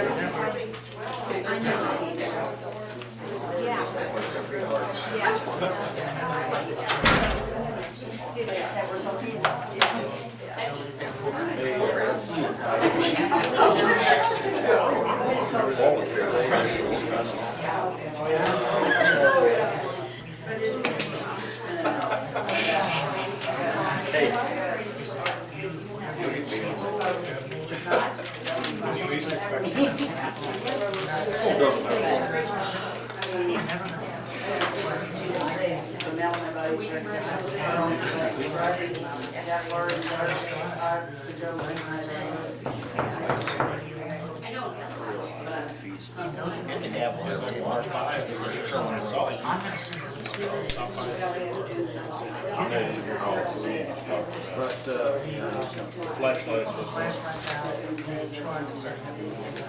I won't go for you to take that out. flashlights? No, to charge. Oh, I thought you said charge. No, it's a flashlight. It's a On a flash, CO2 We're ready to go. Let's get this road on the Well, let's just keep going. He don't run the meeting yet. Oh, yeah. We're gonna stir up some flames after the first doing it now. All right, Bruce, are we ready? Let's do this. All right. We're back in order with our business meeting. The next item is the mayor's report, which I'm going to forego this time so we can move on. The next item is the city administrator's report, and that is presentation of the MRPC award to Ed. And Mark and I are gonna do that right now. So Ed and family come forward, or Ed, come forward. And here, you take this one. You did. One's from the Senate, House of Lakhs. Please face over here, Ed, and come on in the middle, and Mark, you can stand over there. Yeah. This is an award that Ed was given by the state of Missouri, and I'll read a little bit of it. And it basically says, whereas the members of the Missouri Senate find it altogether right and proper to pause from time to time to recognize outstanding Missouri citizens. And whereas the members now pause to recognize Ed Nehan's esteemed resident of Gasconade County, who is being honored with an award for outstanding achievements in solid waste management by the Ozark Rivers Solid Waste Management District. And whereas Ed will be publicly recognized during the Ozark Rivers Solid Waste Management District's annual awards banquet, which he was. And whereas the Ozark Rivers Solid Waste Management District serves Crawford, Dent, Gasconade, Marysville, Pulaski, Washington counties, whereas the Ozark River District has these annual awards and outstanding achievements in solid waste management, recognizes individuals, organizations, and businesses that have made significant contributions in managing and reducing waste.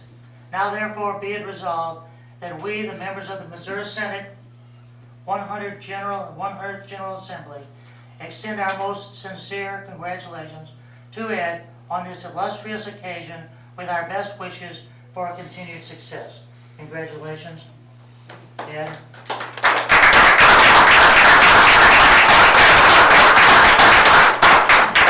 And he has another award, I believe. This is actually, it says Ozark River Solid Waste Management District presented to Ed for outstanding achievement in service to the public 2019. And this plaque is actually made from leftover countertop that they didn't want to recycle.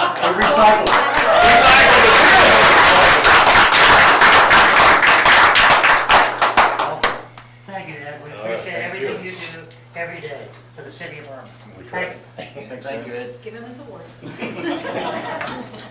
I'd like to say real quick, if you have any doubt that why Ed got that award, if you'd have seen the recycling center before Ed took over and what it looks like now, you would not question that award at all. That's for sure. I just try to throw something away that shouldn't go there.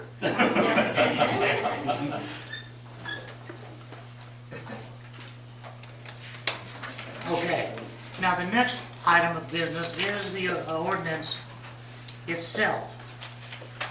And I am going to table this until our next meeting, which may be a special meeting. And we have some other issues that we need to discuss, so we may schedule a special meeting between now and Christmas. Time is of the essence to get these things done. I think that the best thing to do here, I've identified three things: the chart, the chart on occupancy, the fees, and the flashlights. Those would be the three things I think. I would eliminate the flashlights. I would say I'm fine with eliminating the fees, and then the other chart we need to rethink that. And I think the chart is worthwhile, but we might want to use it in a different way. So, One other thing, I just told her about the ones with the fire extinguisher, if you have a kitchen fire extinguisher and then one in the hallway. That's really not a requirement. One per level. Square footage, just one. Would you, okay, then one, let's get that. What I'm saying is, in other words, like if this was the kitchen and that's the hallway, you're gonna have one here and you're gonna And have some one of them outside. don't have hallways. There you go. What I'm saying is So that. one per floor. Yeah. One per floor, okay. And then Susan, if you have something, it's okay if you want to just write it down tonight when you get home and send it to Dave. And I think we have yours, Dave, but if you have something.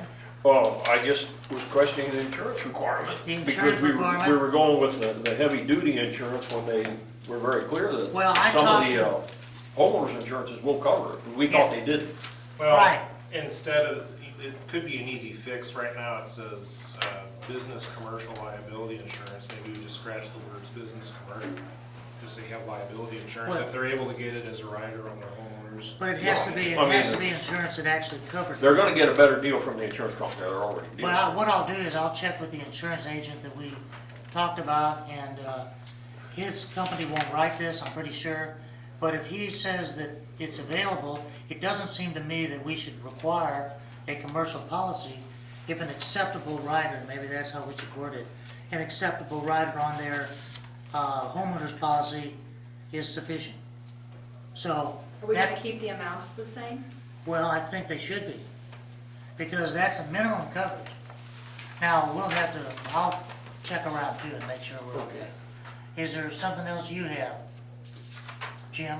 No, sir. Okay, if anybody thinks of anything, in the meantime,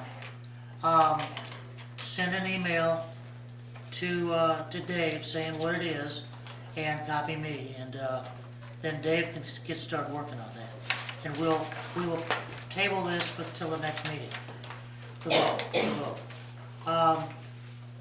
Okay, that brings us up to, Dave, you want to take over number 2019-54?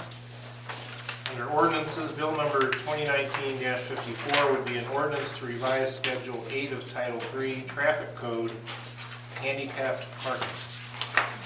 And Mark had a request from a lady who had a note from the doctor requesting that a certain space be designated handicapped, and she didn't have enough room on her lot to put a driveway or a parking spot, and so this was requested. And I don't think that we can make a private parking space for this person, but I think it's legal to designate a handicap space if you're so inclined. And that's what this is for.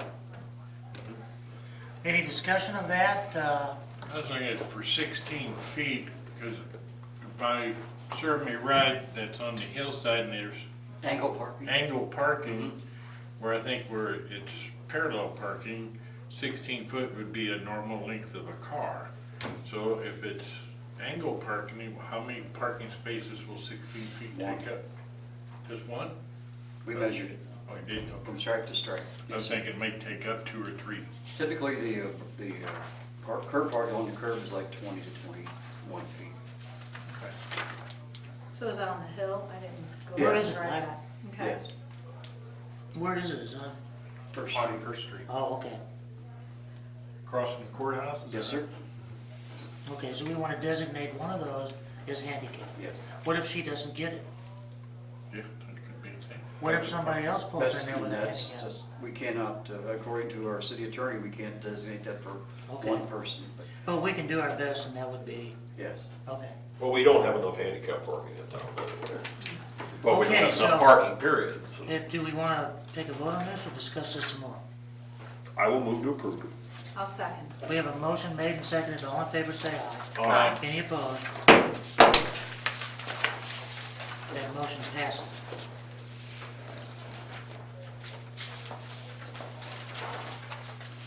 Okay, we're into old business. Discuss the chamber's concerns regarding funding. There's been communication back and forth with Melissa, myself, and Dave. And I understand Karen Held is just back from her time away. And so I think you have a meeting tomorrow at 10, is it? No. No, okay. Well, she hasn't had a chance to work on Dave's request. And I sent some information, and I did see that you sent something back. So tonight, I think we need to just wait until we get a chance to evaluate all of the back and forth information that's being sent. However, I think there may be, well, that may be under new business. AT&T cell tower update. My quick response on that is that we're in communication with AT&T. We're waiting for a stamped engineer's drawing of the base for the tower, which we don't have. As soon as we get that, we can proceed with the permitting to get them started. And my understanding, Dave, is that it's in their court right now. The AT&T cell tower? Yeah, well, I guess it's not yours. That's actually Mark's. Yeah, it's in their court. We're waiting for those stamp plans. Okay, we've got to have those, and then we'll look at them quickly and turn them around. Okay, Calibi pole attachment and franchise fees. We are in process, Dave and I and the Calibites attorneys and so forth, of designating, we believe we have already allowed them, or ordinance-wise, told them to collect the fee legally. And so they'll be in the process of evaluating that and making sure that we can do this. There is some concern that we're not allowed to collect franchise fees from internet providers. But we put in the agreement, something to the words that said, in the event that this is, in the future becomes inappropriate or illegal or whatever, you will find another way to generate fees to us in the same amount, which is 5%. So we'll get our money one way or the other. But we just have to sort through it. I think it's, Ken Hines says it's legal. He says we can do it. They're saying just tell us to do it. And right now, Dave is talking to their attorney. So we'll either tell them to do it or tell them to do it based on some of the wording. We're going to get our money. Okay, 911 consolidation. I've talked with Lisa Clark over there. We are sending her a list of items that Vera has come up with, that are duties that our dispatch now performs. And her instructions, she's going to call me tomorrow, will be to tell us which ones you can do for free according to our specifications and standards of acceptability. and then tell us which ones you can do if you have to charge as far, and which ones you can't do. Once, then she's gonna talk to Vera on the phone with any questions. Once that's done, then we'll see where we go. I promised that we would do this when the people voted on the street tax, and I'm doing it. So that's what we're doing there. Under old business, Dave, do you want to bring up your, Yeah. We discussed, I talked with you guys, I've talked to a few others, the bed tax is currently 3%. Our tourism board, our tourism director has done a wonderful job with the money that's coming in. The requirements of this is probably going to require more money, but it is going to require more money in the future. We can legally raise that tax by the voters to 5%. I think it is time to do that.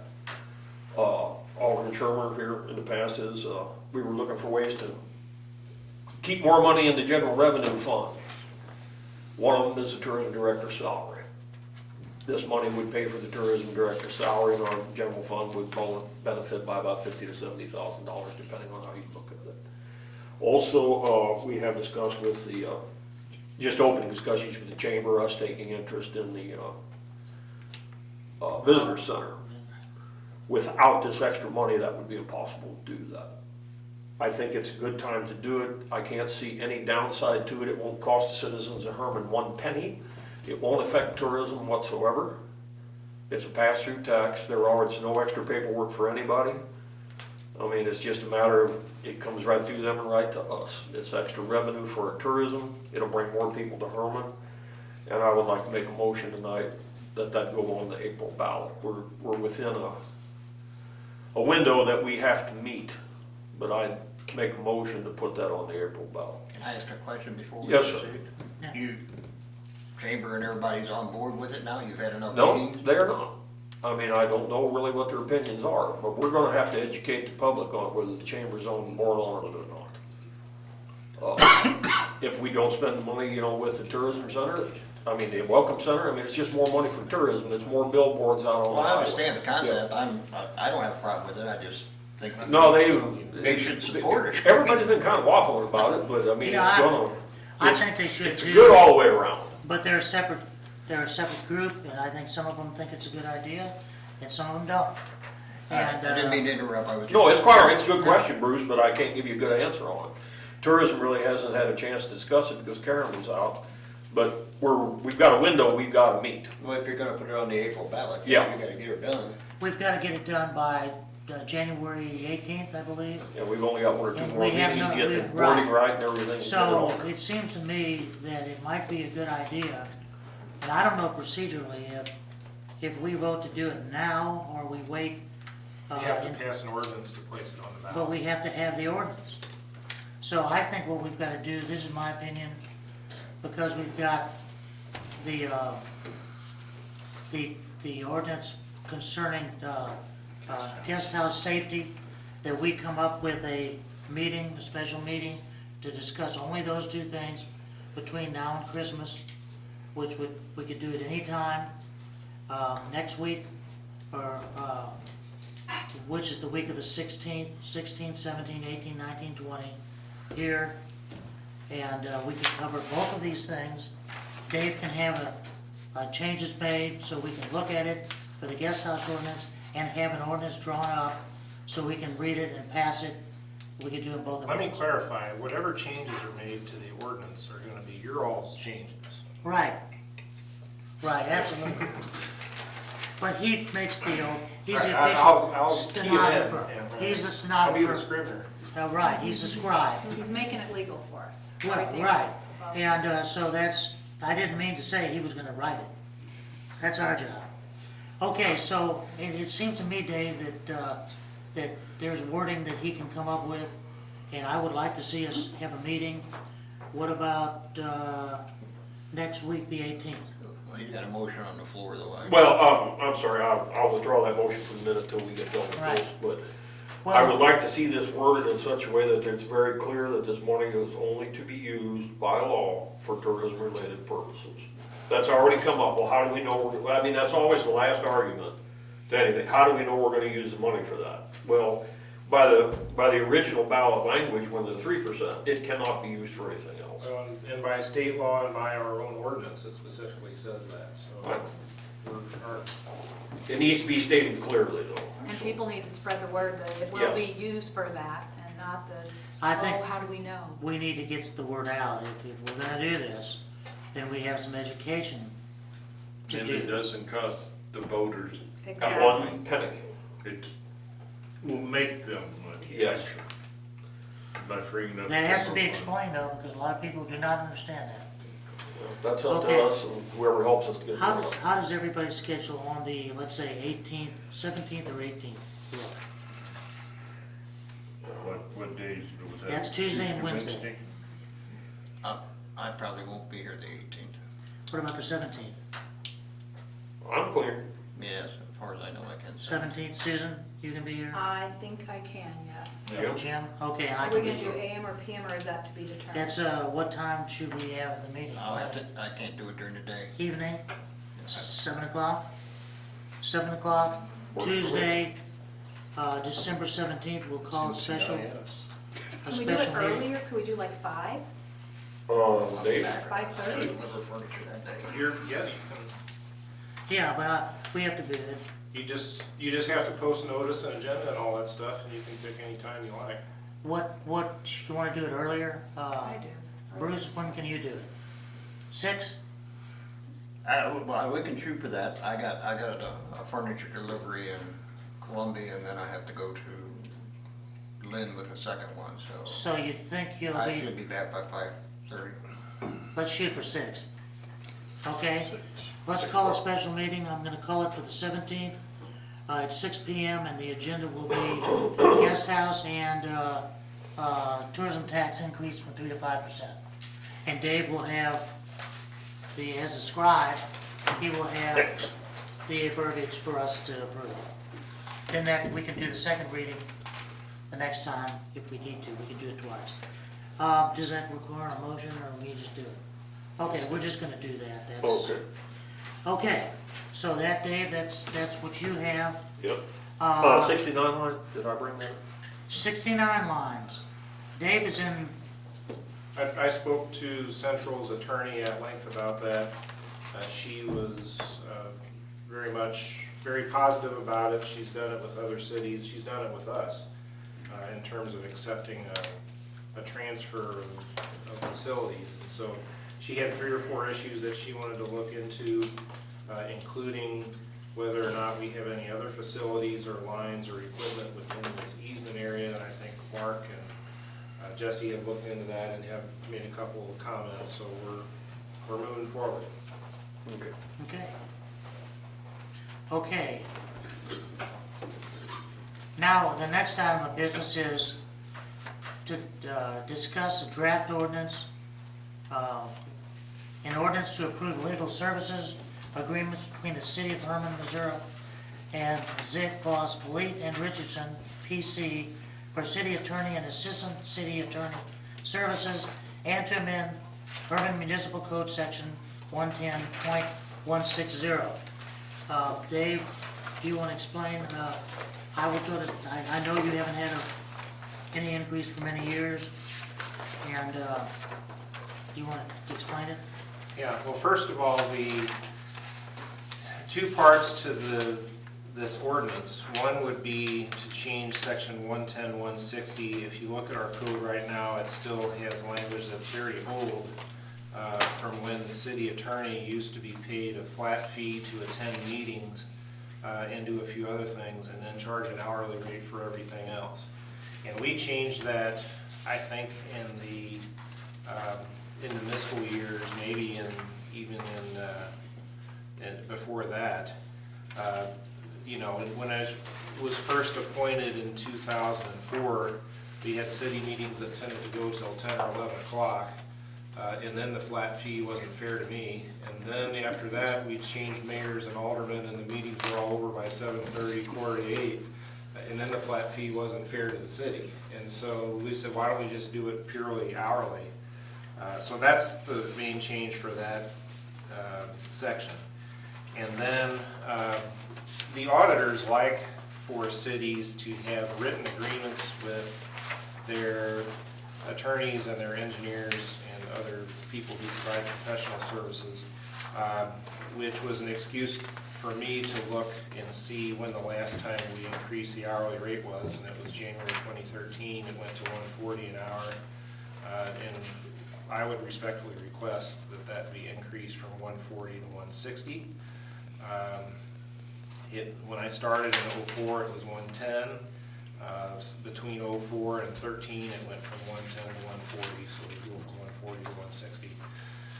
There's also a memo in here from Kevin, who does all our prosecuting attorney services. He's still at $110, asking for the same rate that I would get for him doing the prosecuting attorney services.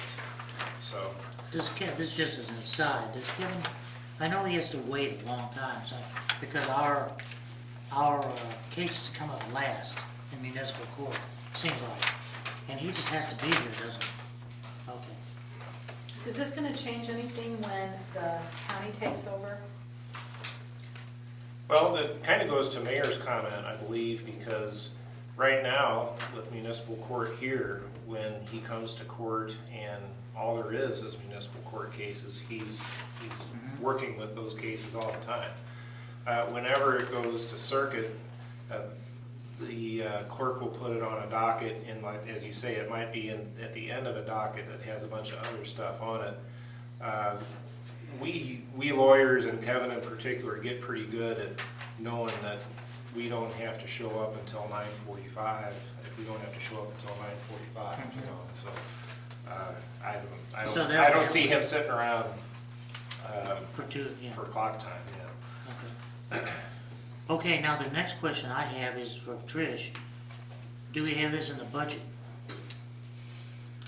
Well, we budgeted an allotted amount of money, so we should be mindful of trying to stay in our budget. So Right, just- that's right. We always do, so we. but that goes to usage. Well, it does, that's part of it too. We have done a lot of things this year with 2 street attempts and one successfully, and several large scale ordinances, and a lot of back and forth on other things that unfortunately are part of the business too. So I know that but can we cover this for the rest of the year in the existing budget? I mean, I think we have to, yeah. I mean, well, we can make it work. Just I mean, asking. like I said, we have an allotted amount that's I'm just any asking. line item. Okay. It's hard, with any budget, correct me if I'm wrong, with any budget expense item, sometimes you go over budget and sometimes you're under budget, and you do a budget amendment ordinance usually in June to adjust things, and, you know, and with professional fees and attorney fees, you know, there's 2 factors. There's the hourly rate, and then there's the time spent.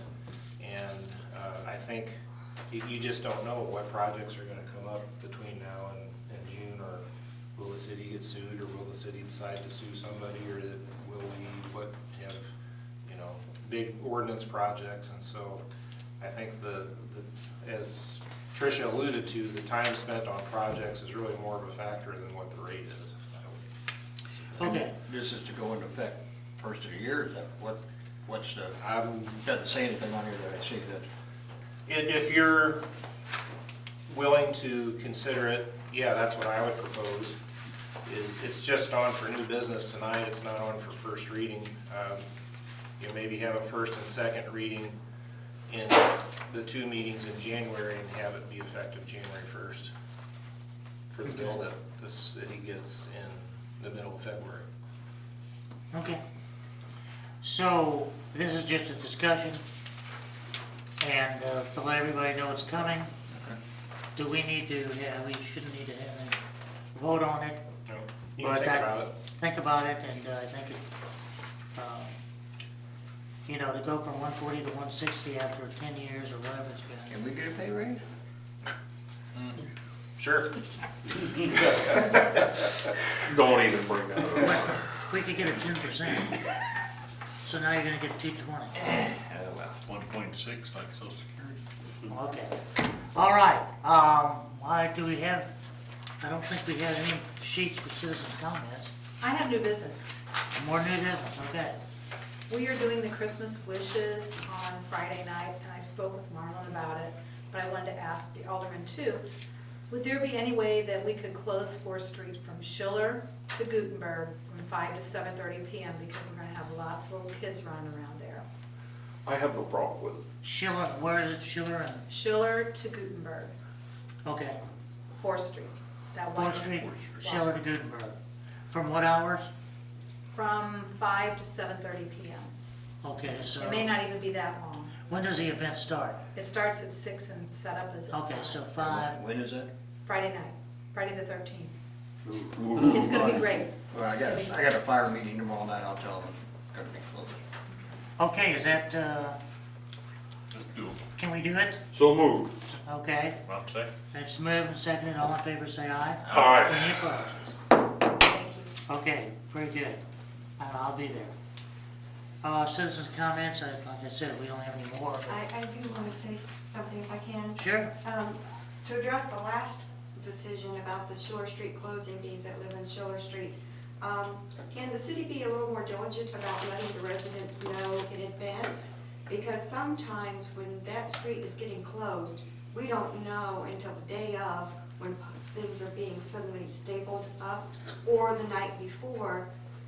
It would just, for the sake of the citizens that live on the street and usually park in the street because they don't have any other places to park, it would be nice if the little flyer, that they could be stuck in their doorknob or on their door somewhere, letting them know a day ahead, at least 24 hours notice, so that they're not caught off guard that their street's closed and they can't come home and park in front of their house. Just so they know. Streets closed only for people drive through, but still, people that live there are able to park there. They will be able to park, It's only okay. closed for traffic.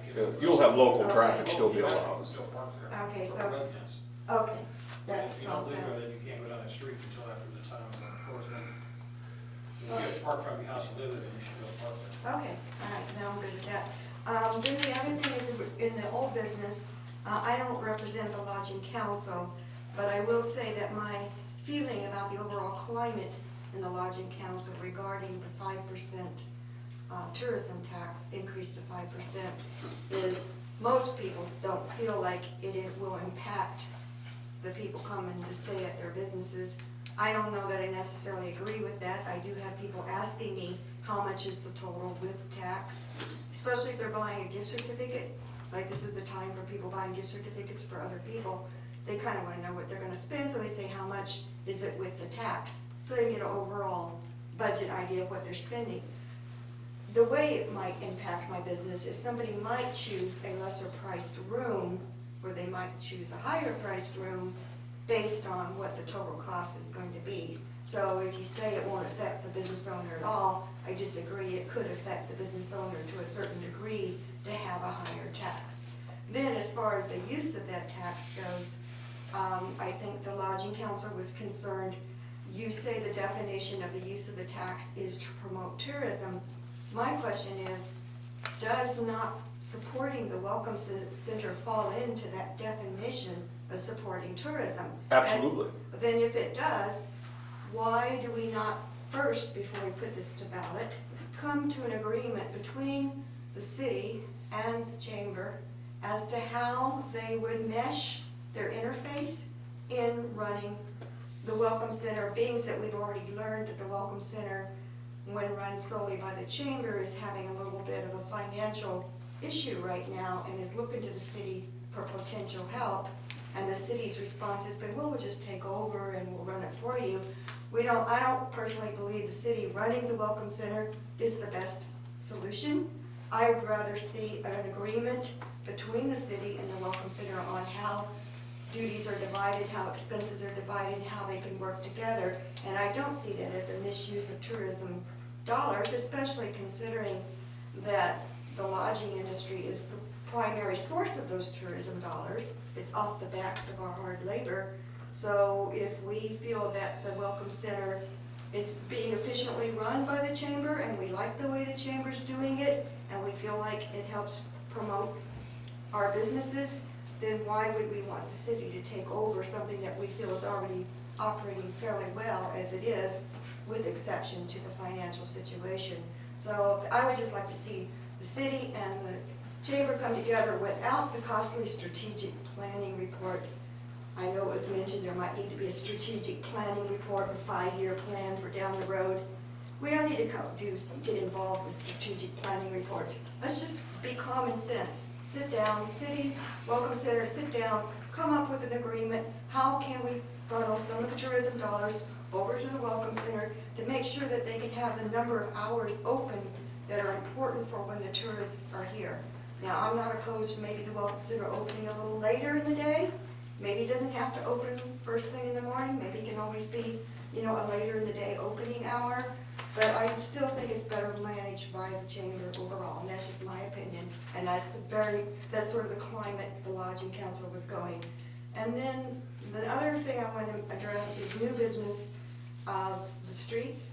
I don't know how much funds are there now for street maintenance, but I feel like our streets are very poorly delineated as far as striping goes, especially if you look at Luneberg Street. You can barely see where that middle line is. And the worst part about it, the middle line is not in the middle of the street. If you're driving, it's off to one side. But if you're a newcomer and not some resident like me, you wouldn't necessarily know that the line is like 2/3 over to one side, and you know it's not down the middle of the street. So you're going to be driving in an odd fashion, you know, in accordance to that line. Then the other problem we have on Gutenberg Street, and when I pulled in the parking lot here tonight, it reminded me of it. I noticed you all have cones out there by your corner because you have a post there, an electrical box, and you don't want anybody missing that corner and driving into the electrical pole. Well, the same thing we have down at Gutenberg Street. You got odd curves coming out from where the stables are and all of that that are not painted with reflective paint. It is hard to see when you're driving down that street that those curves are jutting into the street, and somebody could accidentally drive over top of that curb and damage their car or have an accident. So I don't know why those aren't painted with reflective paint, including when you turn to go on 4th Street from Gutenberg Street. There's a funny curve there too. So it's just not, it's an irregularly shaped street with an irregularly placed center line. So let's do more to make it so that people. Mark said he'll paint it. I don't even know why it has to have a center line. No other street in town has a center line. And I'll say one thing about the chamber and the city and the welcome center. Well, that's even worse with that center line. I think that you're right. I think the chamber and the city should get together and have meetings on it and see how they want to handle it. That should be them, not the city deciding. Let them recommend to us. We can final say so. The problem here is not a matter of whether we should have the welcome center, but how the city's going to pay for it. Tammy has a budget. She's got it all lined out for the rest of the year, and it doesn't have the welcome center in it. And if she has to put it in next year, something's got to give. She probably will have roughly the same amount of money, a little more, next year. And if we put a $60,000 budget in, additional item in there, something else has to give. So there's only X number of dollars in that budget, and I think that's the point. I think what Dave is saying, and Dave, you could say what you're saying, but Well, it's just that there's no use coming to an agreement if the money ain't there. I mean, we've got to have the money, and that money is there with that 5%. So, and if that doesn't pass, there's not much point in even having the discussion because it's not going to happen. But then, you know, that's one way to look at it, but the other way to look at it is, are we? You should have the agreement before you get the money. Are we gonna agree to an extra 2% when we don't know where it's going to go or how it's going to Well, be? it'll be spent for tourism. It cannot be spent for anything else. It could be more billboards out on Highway 70. It could be more radio time. It could be television time. That's up, you know, that's why we have a tourism council. but Dave, you could even say it's to pay the tourism director's salary and the welcome center at these amounts. Yes. Not to exceed this, and anything left over would be for additional advertising based on what the tourism commission and Tammy wants to do. There's a lot of ways to do it. I think we're just looking for an assurance that supporting the Welcome Center falls under the definition of promoting. I don't know that anybody here that's not in favor of making sure that that welcome center is running as good as it can run. And I I just want think to it make is. sure there wasn't a legal thing, obstacle to using tourism dollars for the welcome center. What has to be very careful is how it's done. But there's not a legal Well, obstacle. we cannot just give the Chamber of Commerce money. Oh, yeah, It there would doesn't be work that way. protocol, of course there'd be Yeah, okay. protocol, but But there's I no think that obstacle. it's well within the guidelines of considered tourism promotion, having a welcome center and handing out things to get people to, so they can move around town and see what's going on and spending money, welcoming them here. I don't think there's any doubt that that is an allowable expense. Even Be if it's taken run from by the lodging chamber, tax. even if it's run by the chamber, or managed by the chamber, I should say. Well, now that's, I don't know about that. I just know that we can spend the money on it, and, we need to look into that. I mean, that's not something we can decide tonight, but the first thing is, Dave said, is if we don't have the money, then there isn't gonna do a lot of good to talk about it, because we don't have the money. So, anyway, that's what, Dave, you have anything else on that? I think if that tax, and we need that tourism lodging bedding tax, because that money would go into our tourism director's budget. And we would take the welcome center underneath that falls underneath her budget also.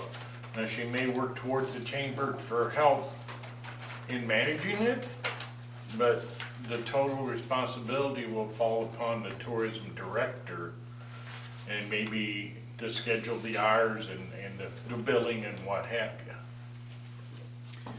Okay. Any other questions? Do you have any, you're just here to have fun, huh? Yeah. Okay, basically, we're down to motions. Yep. The first one is the minutes. I move to approve. Second. We have a motion made to approve the minutes and seconded. All in favor, say aye. Aye. Any opposed? We have invoices for payment. Make a motion, we pay them, is it? Second. You Motion got it. made. You got it. And Alderman Shermer says it has a second. All in favor, say aye. Aye. Any opposed? Motion's carried. 2020 liquor license renewals. Trish, I understand we don't always do these in group wise. Twice a year, yeah. I have everyone's paperwork and everyone's paid. I'll make a motion, we accept it. We do approve it. make a motion, he says. Second. Okay, and second it. All in favor, say aye. Aye. Any opposed? That's carried as well. Do I have a motion for adjournment? I have one question, Yes. just for clarification. What you're rewriting here, the occupancy thing, how is that gonna be written? Or did we decide? No, we left it up to everybody to give their input, send your input. today. That's what I thought, but I just wanted a Yeah, clarification. that's how we did that. All right, I'll make Okay. a motion, we adjourn it. Now, you have a motion to adjourn? I'm sorry, I like to get along as much as everybody, but what if there's... Three different ideas. Yeah, right. Well, then we're gonna have to hash it out. Yeah. That's We why we're have- having another meeting. There's no other way, and we have another meeting, so. Okay, I need a second for adjournment. I second. Oh, Susan. All in favor, say aye. Aye. Any opposed? We're adjourned, thank you. I didn't realize you two were sitting over there in the middle of it. All right, we're done. All of a sudden looked up, Robert was grinning at me. Robert. Okay.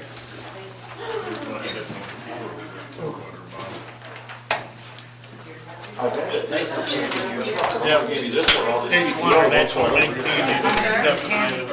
Ivy and I made. I'm not ready, Greg.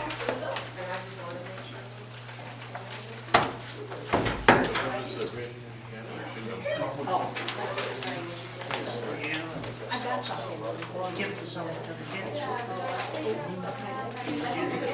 I'm not gonna give out candy, but I'll find somebody, I'll take it to work. You have to get it. There you go.